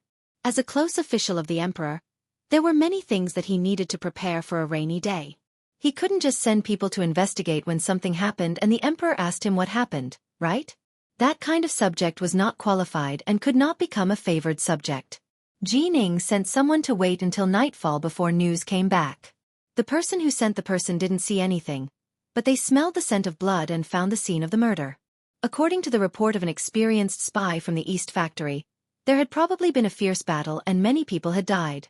People have died? A bloody battle? Jining formed an image in her mind. Then she shook her head. Now, no one had come to the Imperial Palace to see the Emperor. From the looks of it, that loyal duke should be fine. If Yang Chendong was fine, then Yu Shiyue would be the only one at a disadvantage. She had a rough idea of what had happened. That night, Yu Shiyue appeared. After knowing that his request to see the Emperor was fruitless, this Minister of Justice, an important official of the current court, and one of the representatives of the scholar officials group, actually knelt down with a plop in front of Jining, the eunuch. Eunuch Jean, on account of my respect for you, I beg you to save my grandson. In the eyes of others, a eunuch was a hermaphrodite. Even if he had some power, it was difficult for him to enter the eyes of an important official. But now, Yu Shiyue, who usually didn't even need to kneel when seeing the emperor, was kneeling in front of Jin Ing. At this moment, Jin Ing felt a sense of pride and satisfaction. Look, this was the so-called scholar officials. This was the so-called orthodox scholar officials. Now, wasn't he willing to kneel in front of a eunuch? But this feeling was fleeting. Jin Ing quickly reached out to help Yu Shiyue up. Aya, official Yu, what are you doing? This eunuch is just a eunuch, someone who serves the emperor. How can I receive such a great gift? You can. This time, my grandson has done something foolish. I'm afraid his life will be in danger. Eunuch Jean, please go find the loyal duke and ask him to release him. As for the conditions, this old man will agree. I will agree to all of them, Yu Shiyue said with tears streaming down his face. Yu Yuanbi was his most favored grandson. Now that his son had failed to live up to expectations, the Yu family would have to rely on him in the future. Nothing could happen to him. Oh, loyal duke. What happened? Jining asked, knowing full well. Hi, it's a long story. Yu Shiyue sighed deeply. Then, he told Jining about how his eldest grandson, Yu Yuanbi, had been brooding over the death of his third grandson, Yu Xiong. Then, he said, the young man is hot-blooded and has begged this old man to make trouble for the loyal duke many times. But this old man prioritized the overall situation of the Imperial court and naturally did not allow it. Who knew that he would secretly take action and bring people to make trouble for the loyal duke? And he hasn't returned yet. He must be at the Yang family manor in the southern part of the city. Eunuch Jean has a lot of face. So please help me save my grandson. The Yu clan will never forget such a great favor. After saying this, Yu Shiyue was about to kneel again. Jining quickly stopped him. Lord Yu, don't be anxious. This is not a small matter. Please allow this eunuch to consider it carefully. Eunuch Jean, please help this old man. In the future, this old man will follow Eunuch Jin's lead. Seeing that Jining seemed to be hesitating, Yu Shiyue was afraid that the other party would reject him, so he immediately made a heavy promise. The promise of a second-rank official was extremely important. Even Jining had to weigh the weight of this promise. He nodded and said, all right, let this eunuch think about it carefully. It's late today. Tomorrow, we'll go to the Yang family manor and ask for him. Jining couldn't refuse the loyalty of a minister, so he finally agreed. At this point, Yu Shiyue also let out a long sigh of relief. Although he really wanted to go save his grandson now, the other party had already agreed. It wouldn't be good to rush him and make him unhappy. Yu Shiyue left in the end. At this moment, he was looking forward to the arrival of dawn more than anyone else. However, for Yu Yuanbi, he had the same feeling. Every day felt like a year. He was used to being high and mighty. Even when he ate and dressed in the manor, he had servants to wait on him. But now, he was being hung up. The fear caused his nerves to be constantly tense. In addition, he had been shot and had lost a lot of blood. It didn't take long for him to feel sleepy. Every time this happened, there would be a loud noise by his ear, or cold water would be splashed on him, preventing him from falling asleep. Under this torment, Yu Yuanbi's thoughts entered a muddle-headed state. When someone asked him about it, he blurted out a lot of things in a daze. Even he himself didn't know what he was talking about when he said those things subconsciously. That's enough. Have you written it all down? Yang Lu, who was in charge of the interrogation, looked at the member of Cold Front who cooperated with him. I've written it all down. The member of Cold Front who passed the stenographer test put down his pen with a sense of accomplishment. Then, he looked at Yang Lu with a bright smile. He probably also knew that with what Yu Yuanbi had said, the so-called Great Ming Dynasty's Minister of Justice, Yu Shiyue, would definitely die. Okay, let's go see the young master. Yang Lu's eyes were also filled with excitement, as if he had done something great. Not long after, a few figures quietly left Yang village. Not long after, the information they carried was sent to the security bureau in the capital. Then, it was distributed to the residences of several important officials in the imperial court. Who residence? There was no court session today. Hu Ming woke up very early. Perhaps it was because he was old and didn't sleep as much, or perhaps it was because he felt that something was going to happen. Hu Ming didn't know what exactly happened yesterday, but his son was one of the officials of the Embroidered Uniform Guard. Naturally, he knew a little about the Embroidered Uniform Guard and the East Military Depot moving people out of the city. Moreover, based on his many years of experience, he believed that this matter had something to do with his grandson-in-law. Hu Ming didn't know how to evaluate Yang Chendong. He was young, talented, knowledgeable in military affairs and business. He had relied on himself to win the title of duke before the age of 20. Even when the Great Ming was founded, no one had been able to do such a thing. Just from these aspects alone, this grandson-in-law was very satisfactory. With this sort of in-law, the Hu clan would have no worries for at least several decades. Moreover, from the information he had gathered from various sources, his relationship with his granddaughter Yen'er was extremely good. The husband and wife respected each other and loved each other very much. It was impossible to find any fault with this. This sort of grandson-in-law could be said to be 1 in 10,000, or even 1 in 100,000. It was precisely because he was too young that he showed off his ability. Because of his great achievements, he had earned the emperor's suspicion, and he had repeatedly offended others in the imperial court, becoming the target of public criticism several times. At first, Hu Shao thought that Yang Chendong had done this on purpose. He didn't want to have a good relationship with the important officials in the imperial court so that he could tell Daizong Zhu Qiyu that he didn't have the intention of starting a faction, and that he didn't want to form a small faction. You can rest assured. With this thought, Hu Ming was greatly relieved, believing that this was the result of him becoming an official. His many years of experience in the imperial court told him that imperial favor was vast and mighty, but imperial favor could also make a person fall from heaven to hell.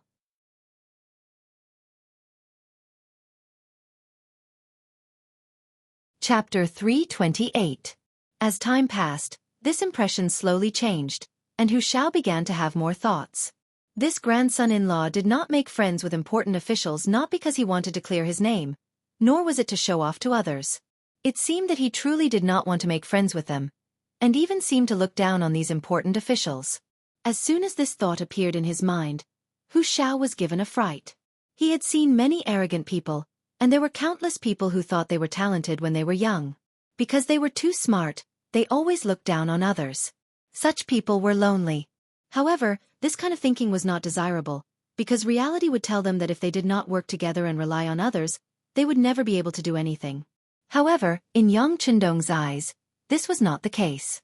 He was an expert who could do things without relying on others. For example, the establishment of the immortal abode and heavens beyond heaven did not rely on other factions. Yang Bao's establishment was even before he had made a name for himself. Later on, the Yang family bank became a hot topic, and its influence spread far and wide without anyone's help. Even Hu Shao, an elder who was related to him by blood, did not even ask for help. Yet he had done these things. Not only that, he had done so well. Even though he had been suppressed a while ago, he had managed to survive without any major chaos. He was an oddity among oddities, yet he could do everything well. Even if Hu Shao wanted to find fault with him, or even lecture him as an elder, he could not find a suitable reason. This made Hu Shao feel vexed. Perhaps it was because he had seen too many beneficial things in his life. Back when Yang Chendong wanted to marry his granddaughter, he had thought that Yang Chendong wanted to borrow his power. At the time it was not just him. Many people thought this way as well. Yang Chendong wanted to borrow his power. So how could Hu Shao not think the same? If the Hu clan wanted to develop, if they wanted to have good fortune, and if they wanted to continue, they also needed a strong alliance. In addition, his granddaughter Hu Yen was also very fond of this marriage, so he had agreed after deep thought. For this reason, Hu knew how many people in the capital envied him. However, all of this changed on the day of their wedding. On the same day, Yang Chendong not only married Hu Yen, but also took in 3 concubines. Even though he had said that he had discussed this matter with the Hu clan, only Hu Shao knew that he had been completely unaware of this matter from beginning to end. This was tantamount to slapping his old face, but he couldn't say anything about it. He couldn't tell others that he didn't know anything. If he did, wouldn't he be slapping himself in the face? He suppressed the anger in his heart, thinking that in the future, when Yang Chendong came to ask him for help, he must give him a good beating. He had waited for such an opportunity for a long time, but Yang Qindong had never once asked him for it. On the contrary, they would send a lot of priceless gifts during festivals. Because of this, the Hu clan became even more prosperous. Some of the younger generation and side branches in the bureaucracy naturally benefited from this. They no longer needed to rack their brains and rely on their positions and power to do things they didn't want to do. On the contrary, this allowed them to establish themselves more upright and flourish in the bureaucracy. Normally, an official clan would have the support of a large financial group behind them. However, there was no one like Yang Qindong, who only gave and didn't ask for anything in return. As a result, the Hu clan could do things more openly. Even if an enemy wanted to make trouble for them, it would be difficult for them to find a reason. Because of their selflessness, many of the Hu clan's officials were more upright. With just a little bit of effort, it wasn't difficult for them to rise up the ranks. The eldest son, Hu Chongning, had also been promoted because of Yang Qindong, and now, he had even caught the emperor's eye. All of this was because of Yang Qindong's help. Over time, the Hu clan no longer treated Yang Qindong as a junior who relied on the shade of a large tree. Instead, they viewed him as a colossus on the same level as them. Changes were constantly occurring, and Hu Shao began to place more of his attention on this matter. Giving without receiving anything in return would always make people feel uneasy, and this made them even more concerned. Naturally, the imperial court would protect Yang Qindong's interests. This was the only thing Hu Shao could do. It could be considered a return for what he had received. When yesterday's incident came out, and it happened in the southern part of the city, Hu Shao couldn't help but wonder if it had something to do with his grandson-in-law. If it had something to do with him, why hadn't there been any news yet? Could it be a small matter? But since the embroidered uniform guards had made a move first, and the Eastern Palace guards had made a move later, how could it be a small matter? Hu Shao, who hadn't slept well the entire night, was puzzled. Finally, he heard footsteps behind him. Ning-er, why don't you sleep a little longer? Hearing the footsteps, he knew that his eldest son, Hu Chongning, had arrived. Hu Shao slowly turned his head, and a kind expression appeared on his face. Father, there's news. Hu Chongning didn't answer. In reality, he had been awakened by a sudden incident. When the city gates opened in the morning, the security bureau had brought over a set of documents. He hadn't woken up yet, but when he saw the documents and records in his hands, all his sleepiness disappeared, and he hurried over to find his father. Hu Zhao's expression didn't change, but his hand had already reached out, indicating that he valued this matter. As the documents fell into his hands, he slowly read them. Finally, his expression changed. Sensing that his father was digesting the contents of the documents, Hu Chongning carefully said, "The person who came is Chen Dong's trusted aide. He also sent over a handwritten letter. Give it to me." Just as he was thinking about the importance of this matter, Hu Shao didn't hold back when his son said this. He reached out again, and a letter was unfolded in front of him. Hu Zhongning read the letter word by word. After a while, he closed the letter and slowly closed his eyes. The documents recorded evidence of the crimes of the Minister of Justice, Yu Shiyue. Attached were some questions that his eldest grandson, Yu Yuanbi, had personally explained. Yu Yuanbi was Yu Shiyue's successor, and because of this identity, he was usually involved in many core and confidential matters. One of them was only known to his own family. Yu Shiyue had secretly sent someone to contact Zhu Qizhen of the Ying sect, who was in the south.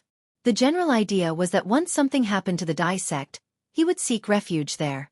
This idea of having a foot in two boats wasn't wrong. In fact, it was the right choice in troubled times. However, the problem was that some things could be done, but others couldn't know about it. Once others found out, those who wholeheartedly wanted to serve two masters would often end up empty-handed, or even lose their heads. As a ruler, he could tolerate the selfishness of his subjects and seek benefits for himself. However, this kind of behavior that didn't completely submit to him was absolutely intolerable. When Hu Shao saw this, he knew that Yu Shiyue wouldn't be able to get past this obstacle. The result of touching the dragon's reverse scale was obvious. Hu Shao didn't speak for a long time. Hu Chongning, who was beside him, carefully asked, "Father, this is the minister of the Imperial court. Why is Chen Dong forcing him to his death?" Hu Chongning hadn't seen Yang Qindong's private letter before, so he naturally didn't know the reason. His thoughts were still stuck on the idea that since they were all important officials in the Imperial court, It would be better to cover up for each other and find a good relationship. Beating someone to death like this would only make others wary of you and alienate you. This wasn't what a wise person would do. When Hu Xiao heard the question, he let out a long sigh and said, "Go take a look for yourself. Your son-in-law wants to go south to take a look. He's killing the chicken to warn the monkey before he leaves, reminding everyone." No, it should be said that he's directly killing the monkey. In the morning at Yang village, an unexpected guest arrived. The head eunuch, the official most trusted by the emperor, the head eunuch and head eunuch of the ceremony directorate, Jining, had arrived. Yang Qindong naturally knew why Jining had come so early in the morning. After meeting Jining in the side hall, without waiting for him to speak, the documents that had been sent to Hu Zhao's residence were placed on the table. When Jining picked them up one by one and read through them, especially when it was written that Yu Shiyue had privately contacted Zhu Qizhen and expressed his loyalty. It was also written that the correspondence was in a secret room in Yu Shiyue's study.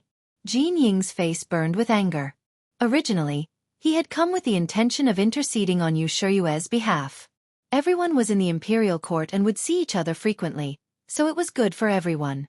Most importantly, he had the loyalty of a minister. With his position at the emperor's side, he would play a crucial role. But now, he didn't dare to say anything, much less ask for mercy. Being at Zhu Qiyu's side, Jining naturally knew what the emperor liked and disliked. Yu Shiyue's two-mindedness was already intolerable to Dai Zong. In other words, Yu Shiyue had been abandoned from this moment on. Next would be the extermination of his family. At this moment, interceding on Jin Ying's behalf was an unwise act.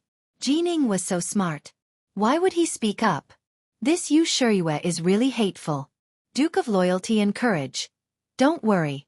With these things, I will immediately send people to search Yu Manor. I will definitely punish him severely. He gritted his teeth and looked angry. At this moment, Jin Ying's performance was perfect. Those who didn't know would never have thought that he was still thinking about offending Yu Shiyue when he came. Jin Ying's attitude was completely within Yang Qindong's expectations. Then let's report this to the emperor and handle it. With just one sentence, Yang Qindong also expressed his thoughts. He would not suppress this matter. Even if Jining wanted to cover up for Yu Shiyue, he would announce everything to the public. At that time, it would only implicate even more people who spoke up for the Yu family.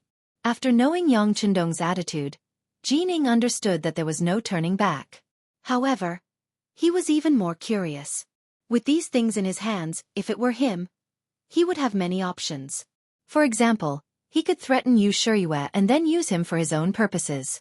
But why did Yang Qindong insist on making the matter public and putting Yu Shiyue to death?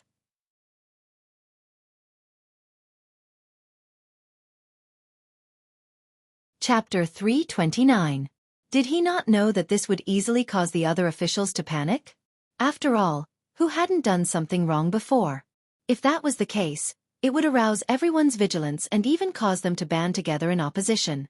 Wouldn't that mean that their future path would become narrower and narrower? Jining had far too many questions.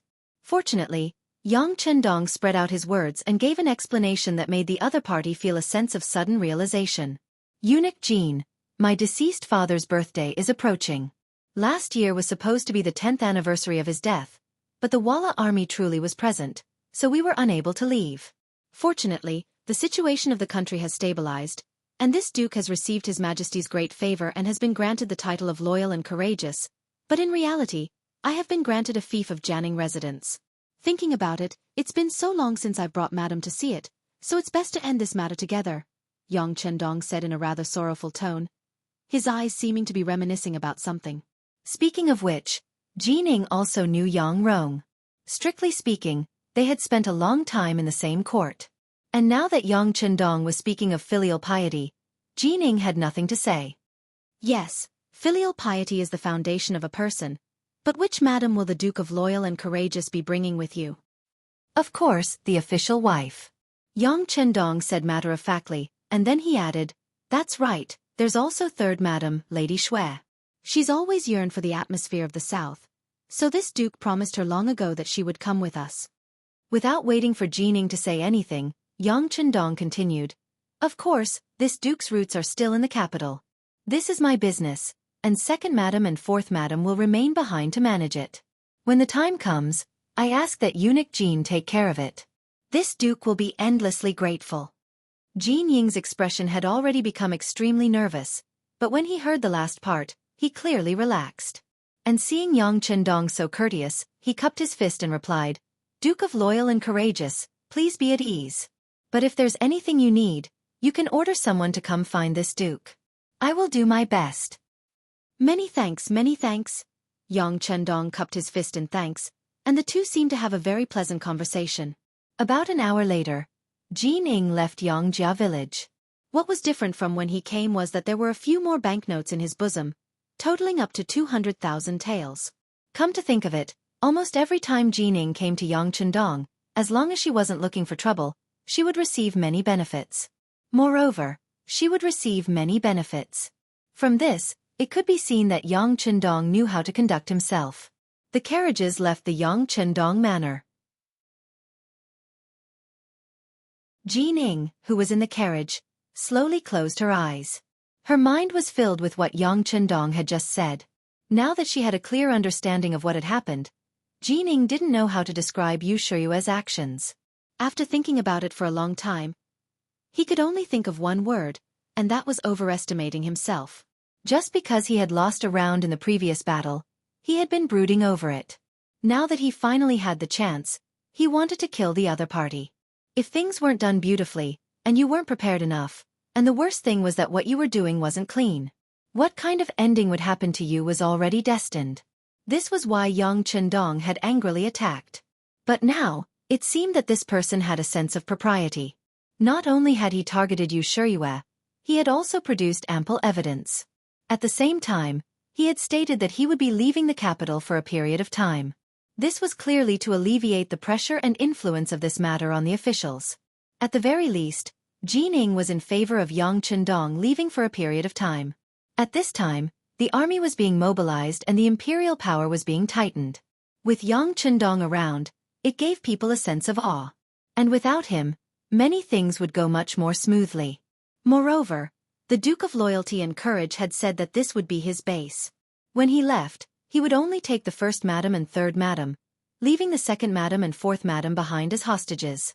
In this way, there was no need to worry that he would do anything to harm Baiming. With this thought in mind, Jin Ying's complexion improved, and her lips naturally curved into a smile. In the imperial palace of the capital, although there was no court session today, the temporary emperor was still extremely busy. Many memorials awaited his approval, and many important matters of state and military required his final decision. Perhaps this was the emperor's mission. He was destined to toil for the rest of his life. However, even if that was the case, many people only saw the scene of him grasping great power and controlling life and death in his hands. They did not see how much he had paid for it and how much happiness he should have given up in his life. In Celestial Worship Palace, Zhu Qiyu was burying his head in a small mountain of memorials, his face occasionally calm and occasionally tinged with anger. There were quite a few minor eunuchs in the hall. They carefully stood there, their bodies slightly bowed as if they were ready to receive orders at any time. But they truly did not dare to make the slightest noise, as if they were afraid of alarming the emperor and incurring the wrath of the dragon. Then, footsteps came from outside the hall. When all the eunuchs' expressions became more respectful, Zhu Qiyu, who was immersed in his work, slowly raised his head. After a casual glance, he continued to read the memorials in his hands. He said, "Official Jin has returned. Long live the emperor. Long live the emperor." As usual, after Jin Ing knelt and paid her respects, she stood up and carefully walked to the front. She walked to Zhu Qiyu's side and said softly, "Your Majesty, there has been a change in the situation." "HM?" Zhu Qiyu seemed to have heard her, but also seemed not to have heard her. At least, he did not do anything out of the ordinary. But Jin Ing, who was used to serving him, knew that Zhu Qiyu had completely listened. She continued in a small voice, "Your Majesty, Yu Shiyue is suspected of treason." "HM?" As if suddenly awakened, Zhu Qiyu abruptly turned his head. He glared fiercely at Jin Ing and said, "Qing, say that again." Jin Ing knelt on the ground with a thump. As if she was frightened, she continued, "Your Majesty, Yu Shiyue has secretly contacted Zhu Qizhen of the Ing sect. He has the intention to submit. Bastard! When he heard Zhu Qizhen's name, Zhu Qiu's expression was clearly furious. But no one knew whether he was scolding Jin Ing or Yu Shiyue. Because of Zhu Qiu's anger, the temperature in Fengtian Hall seemed to have dropped. The other eunuchs bowed even lower. At this moment, it was so quiet that even the sound of a pin dropping could be heard. After about 3 or 4 breaths, Zhu Qiu seemed to have adjusted his state of mind. His voice was no longer as frightening as before. Perhaps he had slowly begun to digest this news. We have treated Yu Qing well. How could he do such a thing? Do you have sufficient evidence for this? This subject has just returned from Yang village. Everything was told by the Duke of Loyalty and Courage. I heard it from Yu Shiyue's eldest grandson, Yu Yuanbi. It should not be false. But after all, this involves the position of minister. This subject did not dare to make any rash comments and did not send anyone to obtain evidence. Send someone to get it. We want to see the evidence. We want to see the evidence. Zhu Qiu's voice grew louder and louder as if his anger was rising. Yes, this subject will send someone to do so. Your Majesty must take care of your health. Seeing that Zhu Qiu was in a fit of rage, Jining knew that no matter what he said now, the other party would not believe him. He spoke as he retreated. He was not afraid. He just wanted to give the emperor time and space to digest this news. The emperor was also a person. He also had emotions. The so-called not showing his emotions, usually referred to in front of outsiders, such as eunuchs. Usually, Zhu Qiu would not fake it. Jining was well aware of this. That was why he retreated to give the emperor time to adjust. Of course, he also needed to obtain the evidence. Yu Manor. A night had passed. They had sent out all the men they could, but there were still no clues. At this time, as the master of the manor, the current Minister of Justice, Yu Shiyue, did not dare to have any expectations. He could only place everything on Jining. He hoped that this chief eunuch still had some face and could get Zhang's son Yuanbi back from the hands of the Duke of Loyalty. As for what kind of price he would have to pay, he was already prepared to be bitten. The entire manor became gloomy because of Yu Shiyue's mood. The servants walked carefully, as if they were afraid of doing something wrong and being caught in the crossfire. Many things could happen just because you did not want them to. Just like the Yu residents at this moment, although everyone was already very careful, what happened next still caught them off guard. A large number of embroidered uniform guards with embroidered spring sabers suddenly appeared. They quickly rushed into the residence and blocked the main passages in the courtyard. What's going on? What's going on? Yu Shiyue, who was sitting in the study waiting for Jining to send him news, felt the chaos outside. He stood up and looked outside with a nervous and confused expression. Old Master. The embroidered uniform guards are here. They surrounded this place and said they want to search the house. After the chief eunuch pushed open the door to the study without permission, he stumbled and spoke in an unclear voice. Get out of my way. Before the chief eunuch could explain the situation clearly, the commander of the embroidered uniform guards, Ji Guang, who was dressed in a flying fish robe, followed behind him. When he saw that the chief eunuch still wanted to say something, he raised his leg and kicked him to the ground. How dare you, Ji Guang? What are you doing? Don't think that just because you're from the embroidered uniform guards, I can't punish you. I'm going to report this to the emperor. Seeing her servant being beaten in front of her, how could Yu Shiyue, who had always been pampered and held a high position, tolerate it? She raised her voice and reprimanded loudly, as if she wanted to put a lot of pressure on the other party.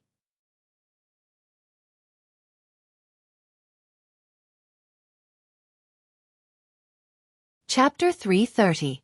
Yu Shiyue was the Minister of Justice. With the abolition of the cabinet, the Minister of Justice could answer directly to the emperor. He was the highest-ranking official. In addition, he was promoted by the substitute emperor, Zhu Qiu, and was deeply trusted. He also had a good relationship with the other ministers. Even Jin Ing was considered one of his own. With such an environment, such popularity, and such a network of connections, it was no wonder that Yu Shiyue still dared to question the embroidered uniform guards loudly with an expression of condemnation. However, Yu Shiyue was too agitated. He didn't think about it. Without orders from above, how could the brocade guard dare to make a move on an important official like him? Since they were here, they must have been on the emperor's orders. Ji Guang looked at Yu Shiyue, who was jumping up and down, as if he was looking at a clown. He shook his head disdainfully. Lord Yu, this official only knows that I'm here to investigate under orders. Please cooperate. As for whether you want to lodge a complaint or not, it's up to you. Men, search. As his voice fell, he waved his hand, and several embroidered uniform guards behind him rushed into the study like wolves and tigers. Then, according to the information they had received, they quickly found the secret door. The mechanism moved, and a secret compartment appeared. A few well-preserved letters were displayed in front of everyone. These letters were evidence of Yu Shiyue's private contact with Zhu Qizhen of Ying sect. Logically speaking, they should be destroyed. However, Yu Shiyue wanted to keep a copy. If there was a day when he had no way out and went to the south, at least it would be a testimony that he had been considered a member of Ying sect for a long time. This evidence could have given him another life of glory and wealth. At this moment, it had become the driving force for him to go to hell. Therefore, when he saw these letters appear and was about to be taken by the brocade guard, he went crazy. He rushed forward like a madman, wanting to snatch them back and destroy them. Ji Guang, who had long been prepared for this move, simply grabbed his shoulder with his large hand and said in a joking tone, Lord Yu, what are you trying to do? Could it be that you really have something to hide? Yu Shiyue knew that it was impossible for him to take it by force when he felt the large hand holding him down like an iron clamp. Immediately, he changed into another face and said to Ji Guang, Lord Ji, I'll return it to you. I'll give you whatever you want. I can give you all of my property. It's priceless. How about it? At this moment, Yu Shiyue seemed to want to bribe Ji Guang. From the looks of it, this was the only way to go. Otherwise, once these letters were sent to Dai Zong, it was easy to imagine what would happen to them. Who wouldn't be tempted by such priceless wealth? If it was a private investigation, there might be some unforeseen circumstances. But this time, there were so many embroidered uniform guards, and they were acting under the emperor's orders. How could Ji Guang dare to make any mistakes? Looking at Yu Shiyue, who was begging for mercy, he shook his head coldly. Lord Yu, if you knew this would happen, you wouldn't have done it in the first place. Hey, someone come. Take Lord Yu away and keep an eye on him. Don't let him commit suicide. Yes. A few tall and sturdy embroidered uniform guards walked over and wrapped Yu Shiyue up. Immediately, the entire Yu residence fell into a state of chaos. The movements in the Yu residence naturally couldn't be hidden from the other officials. In line with the idea that the fox grieves for the rabbit's death, and in line with the principle that without the lips, the teeth would feel cold, Governor Shi Hang, Minister of War Yi Ming, Minister of Revenue Jin Lian, Minister of Works Shi Pu, and the other officials hurried to the palace. Although they didn't know what exactly happened, they more or less guessed that it had something to do with the Duke of Loyalty. They couldn't understand why the emperor would help others deal with them. Thus, they all thought about what to say when they saw the emperor and how to dissuade him from doing something that would hurt those close to him and make his enemies happy. The group of officials quickly arrived outside the throne room, but they weren't immediately received by the emperor. Instead, when they stood outside the room, they could hear the angry roars coming from inside the room. At this moment, the expressions of the officials who came to plead for leniency were very unsightly. All of them exchanged glances. They all thought that the situation was serious. It seemed that the emperor was truly angry, and the situation was difficult to turn around. After about an hour, the movements in the hall grew quieter and quieter. Not long after, the chief eunuch, Ji Ning, walked out. When her gaze fell on the officials, she sighed softly and said, Everyone, please come in. The emperor wants to see you. Just from Ji Ning's expression, it could be seen that the situation wasn't good. However, now was not the time to ask about things. The officials immediately entered the throne room and saw Zhu Qiyu, who still had a furious expression on his face, glaring angrily at them from his dragon throne. Just from that gaze, the officials felt that the atmosphere wasn't right. Even so, they still forced themselves to kneel on the ground and loudly shouted, Long live the emperor! In the past, after greeting each other, Zhu Qiyu would say, Rise, and everyone would rise. However, this time, he didn't say anything. The officials could only kneel there, unable to rise. Time seemed to stop here. There was no sound in the hall. Under this kind of atmosphere, The officials kneeling on the ground didn't dare to raise their heads to look. It was as if they were afraid of angering the emperor. It was so quiet that one could hear a pin drop. Then, there was the sound of rushing wind. Following that, letters were thrown through the air and landed at the feet of the kneeling officials. Take a look. These are the so-called loyal officials. They received my trust and were entrusted with important tasks. Now they turn around and do such a rebellious thing. They are truly unworthy of being an official, unworthy of being an official. Do you still want to plead for mercy on his behalf? Could it be that you are the same as him and have done such a rebellious thing? The letters flew everywhere. Soon, the officials reached out to pick them up. After glancing at them, they felt their scalps go numb. This was a letter that Emperor Ingzong had personally written to Yu Shiyue. The officials could be considered old officials under Zhu Qizhen. Naturally, they wouldn't mistake the emperor's calligraphy. Knowing what this was, they also understood why Zhu Qiyu was so angry. They also understood that this time, Yu Shiyue really couldn't be saved. As an official, wanting to serve two masters was originally intolerable. Not to mention that his weakness had fallen into the hands of others. If he didn't die, who would die? The result was clear at a glance. No one was willing to say anything for Yu Shiyue. On the contrary, everyone was thinking about how to make Zhu Qiyu believe them. They didn't want to be affected by this matter. Naturally, among the kneeling officials, there were also some who were like Yu Shiyue. They had secretly sent messages to Zhu Qizhen. In the end, it was just to be safer. But those who did so were now covered in cold sweat. There were even some who learned from Yu Shiyue and privately sent messages. They were already thinking that the first thing they would do when they returned home was to burn the letters. They didn't want to leave any evidence. None of the officials dared to say anything. One by one, they kowtowed to the ground and shouted that they were guilty. It was as if they wanted to repent and repent. Zhu Qiyu, who was sitting on the dragon throne, looked at this scene very seriously. He was very clear in his heart. He was afraid that even among these kneeling officials, there would still be some who were half-hearted. However, he couldn't kill them all. He had to give the imperial order, but in the end, he still needed to rely on them to do the actual work. If he killed whoever he suspected, wouldn't that mean he would become a commander without an army? However, since there were signs of something happening, he was unwilling to let it go so easily. This was the reason why he was doing this to intimidate the enemy. Although Yu Shiyue's betrayal made him burn with anger, it wasn't to this extent. After all, he was only a minister of justice. After killing him, there would be more suitable people to step forward. But he still pretended to be so angry in front of all the officials. It was to tell everyone that if anyone dared to do this in the future, the consequences would be severe. Seeing that everyone was saying that he was guilty, Zhu Qiyu felt the strength of imperial power. He felt that at this moment, his aura of a monarch could finally shake the world. Not only did you have to be ruthless and arbitrary in governing a country, but you also had to be humble.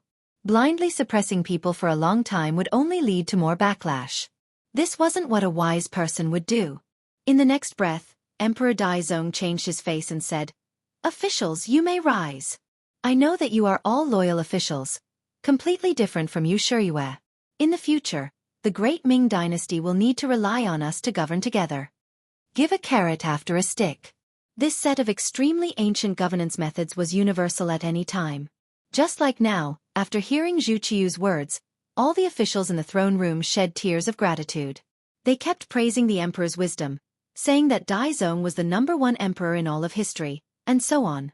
After a wave of praise, it was time to do the actual thing.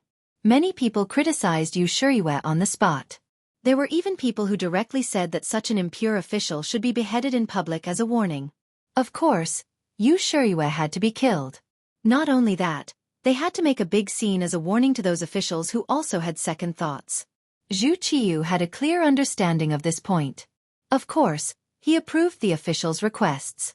He also said that the Ministry of Justice, the Supreme Court, and the Embroidered Uniform Guard would jointly investigate and announce his evil deeds to the world as a warning to everyone.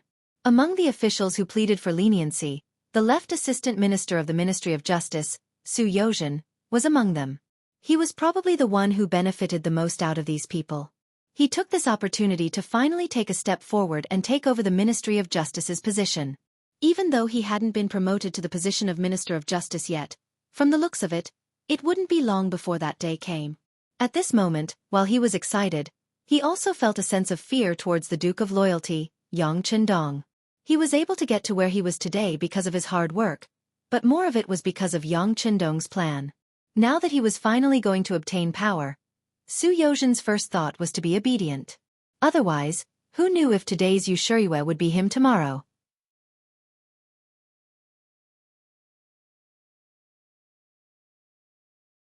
Chapter 331.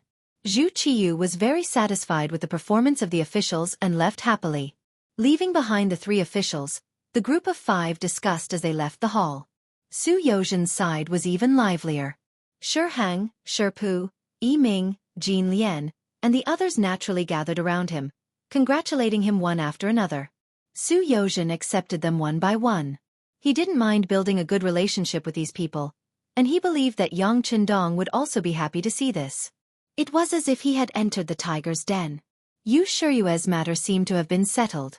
With that handwritten letter as evidence, no one would be able to reverse the situation. Since they couldn't shake him, everyone chose to draw a clear line between them and hit him while he was down. In a short period of time, more and more of Wuxia's crimes were revealed to the public. Even the family members of the guilty official, Li Wanshao, were dug up, and evidence of Wuxia's crimes were brought out. But relatively speaking, this was just a stone in the well. After his private contact with Zhu Qizhen was exposed, his fate was already sealed. From Yu Xiong's death to Wuxia's imprisonment, it had only been a few months since the Yu clan's defeat. Anyone who knew the inside story knew that while it was one thing to seek death, it was more to do with loyalty. For a moment, Yang Chendong couldn't help but become the target of public criticism. Fortunately, he had already prepared a countermeasure. At this moment, he was packing up his things and preparing to leave the capital. Wuxia's case was in its final stages. With the tacit approval of Dai Zong and Zhu Qiyu, the consequences could already be imagined. Yu Yuanbi was also released by Yang Chendong. The pitiful young master thought that he could be saved, but he didn't expect that as soon as he arrived at the Yongding Gate, he would be captured by the constables of the Ministry of Justice who used to smile at him. These constables, who used to look up to Yu Yuanbi when they saw him, suddenly changed their expressions, as if they were fiends who had walked out from the depths of hell. With such a huge matter and the collapse of a minister, Yang Chendong knew that he had to leave the capital. Otherwise, if he continued to stay here, who knew how many people would be concerned about him? Although he had Lang Feng by his side and his safety wouldn't be a problem for the time being, it was hard to predict what would happen if a string was stretched too taut. He would never do something as stupid as putting himself in the center of a whirlpool.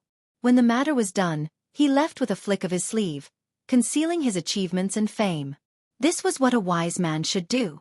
Fortunately, the acting ancestor emperor already knew about his departure, and judging from his attitude, he was very much in favor of it. No matter what, Yang Chendong's existence was a kind of pressure. Although he couldn't see it, he could feel it. If this person could leave for a while, not only would the influence of Wuxia's incident fade, but it would also allow the emperor to do more things without any distractions. With the emperor's tacit approval, the news that Yang Chendong would be leaving for a period of time was made public in the Yang family manor. First, it was the Yang Family Academy, where the first batch of students was about to graduate. Originally, there were a total of 101 students, including Junko, but only 48 of them were able to persist until the end. There was no lack of outstanding students who were eliminated at the very end. Although less than half of them had graduated, Yang Chendong was still extremely satisfied. He was extremely concerned about their placement, even going so far as to speak with each of the 48 students to understand their thoughts and make the most appropriate arrangements. For example, Feng Ku, who had once been a destitute scholar, was extremely intelligent and quick-witted. He was often very interested in the topics Yang Chendong taught in his classes, especially physics and chemistry, and the things that people regarded as craftsmen. He was able to deduce many things from one example. In the Great Ming Dynasty, scholar officials and the emperor ruled the world together, and Confucianism was the most sacred. Only scholars, who spoke of the etiquette of sages, were regarded as above men. In comparison, even generals who were skilled in war were inferior. And this was even less true of craftsmen. With this sort of hobby, one was destined to have no better future. Because of this, Feng Ku had been distressed more than once. Now that Yang Chendong was here, everything was different. When Yang Chendong asked Feng Ku to come to the study for a private talk, Feng Ku told him that there was a place where craftsmen enjoyed a high status and had a good environment, as well as many unimaginable experimental instruments.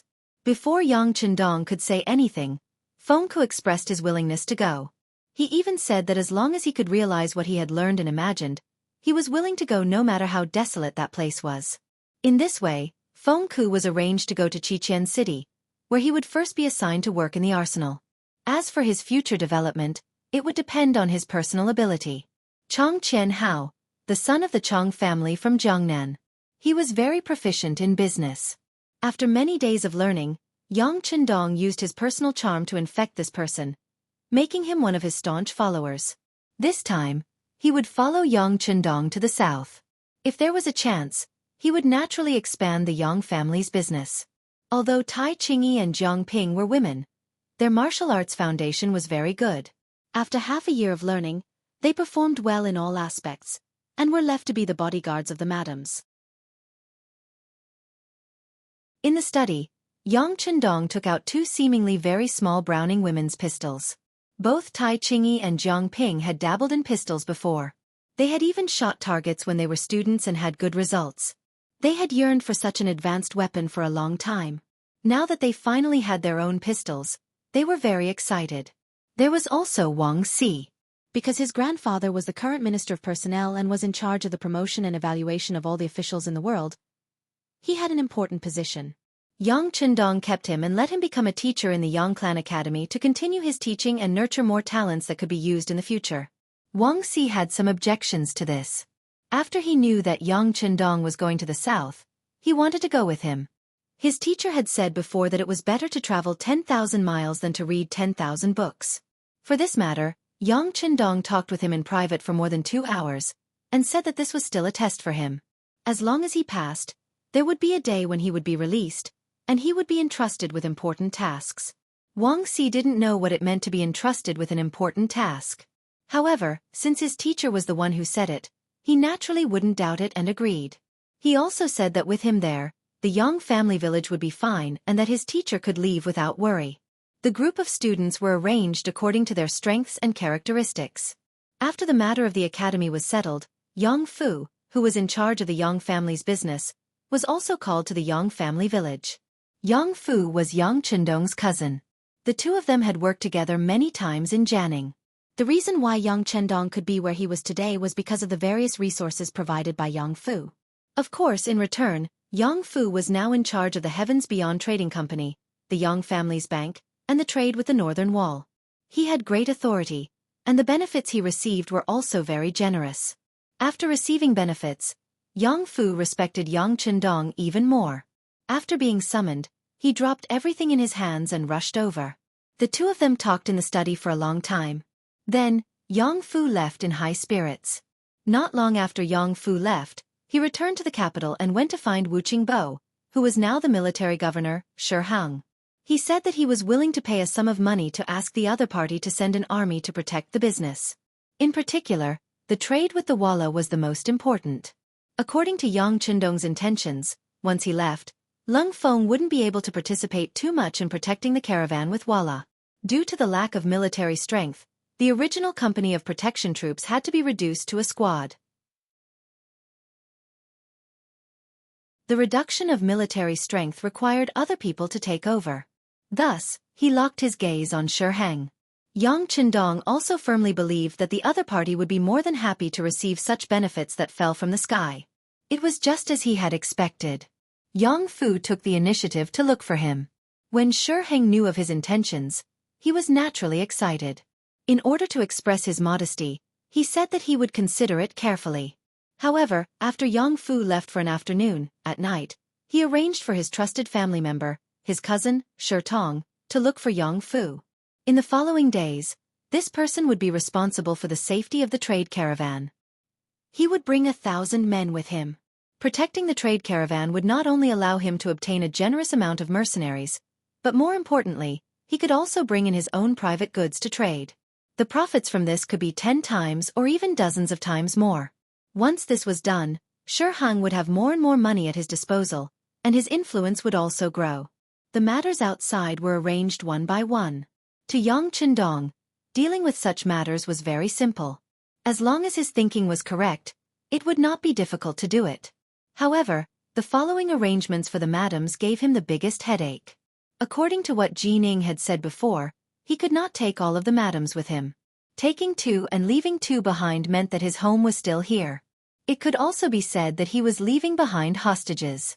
First Madame Hu Yen and third Madame Shui, who were called along, were naturally happy and delighted.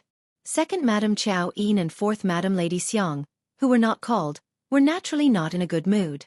This was especially true for Qiao Yin. She had been Yang Chendong's personal maid before and had never left the young master's side since she was young. Even during the trip to Crimson City, she had followed him all the way. Now that they were suddenly separated, it was easy to imagine how reluctant she was to part with him. For this reason, Yang Chendong accompanied Qiao Yin alone for the entire night. Under the dual attack of actions and words, Qiao Yin was finally persuaded. Not to mention actions, Qiao Yin practically spent the rest of the night begging for mercy. In terms of words, he said, people will eventually grow up. I already have 4 madams, so I have more to take care of in terms of basic necessities. Qiao Yin does not have to be as busy as before. This separation is also for the sake of better reunion in the future. You're tuning in to the Wisdom Diary YouTube channel.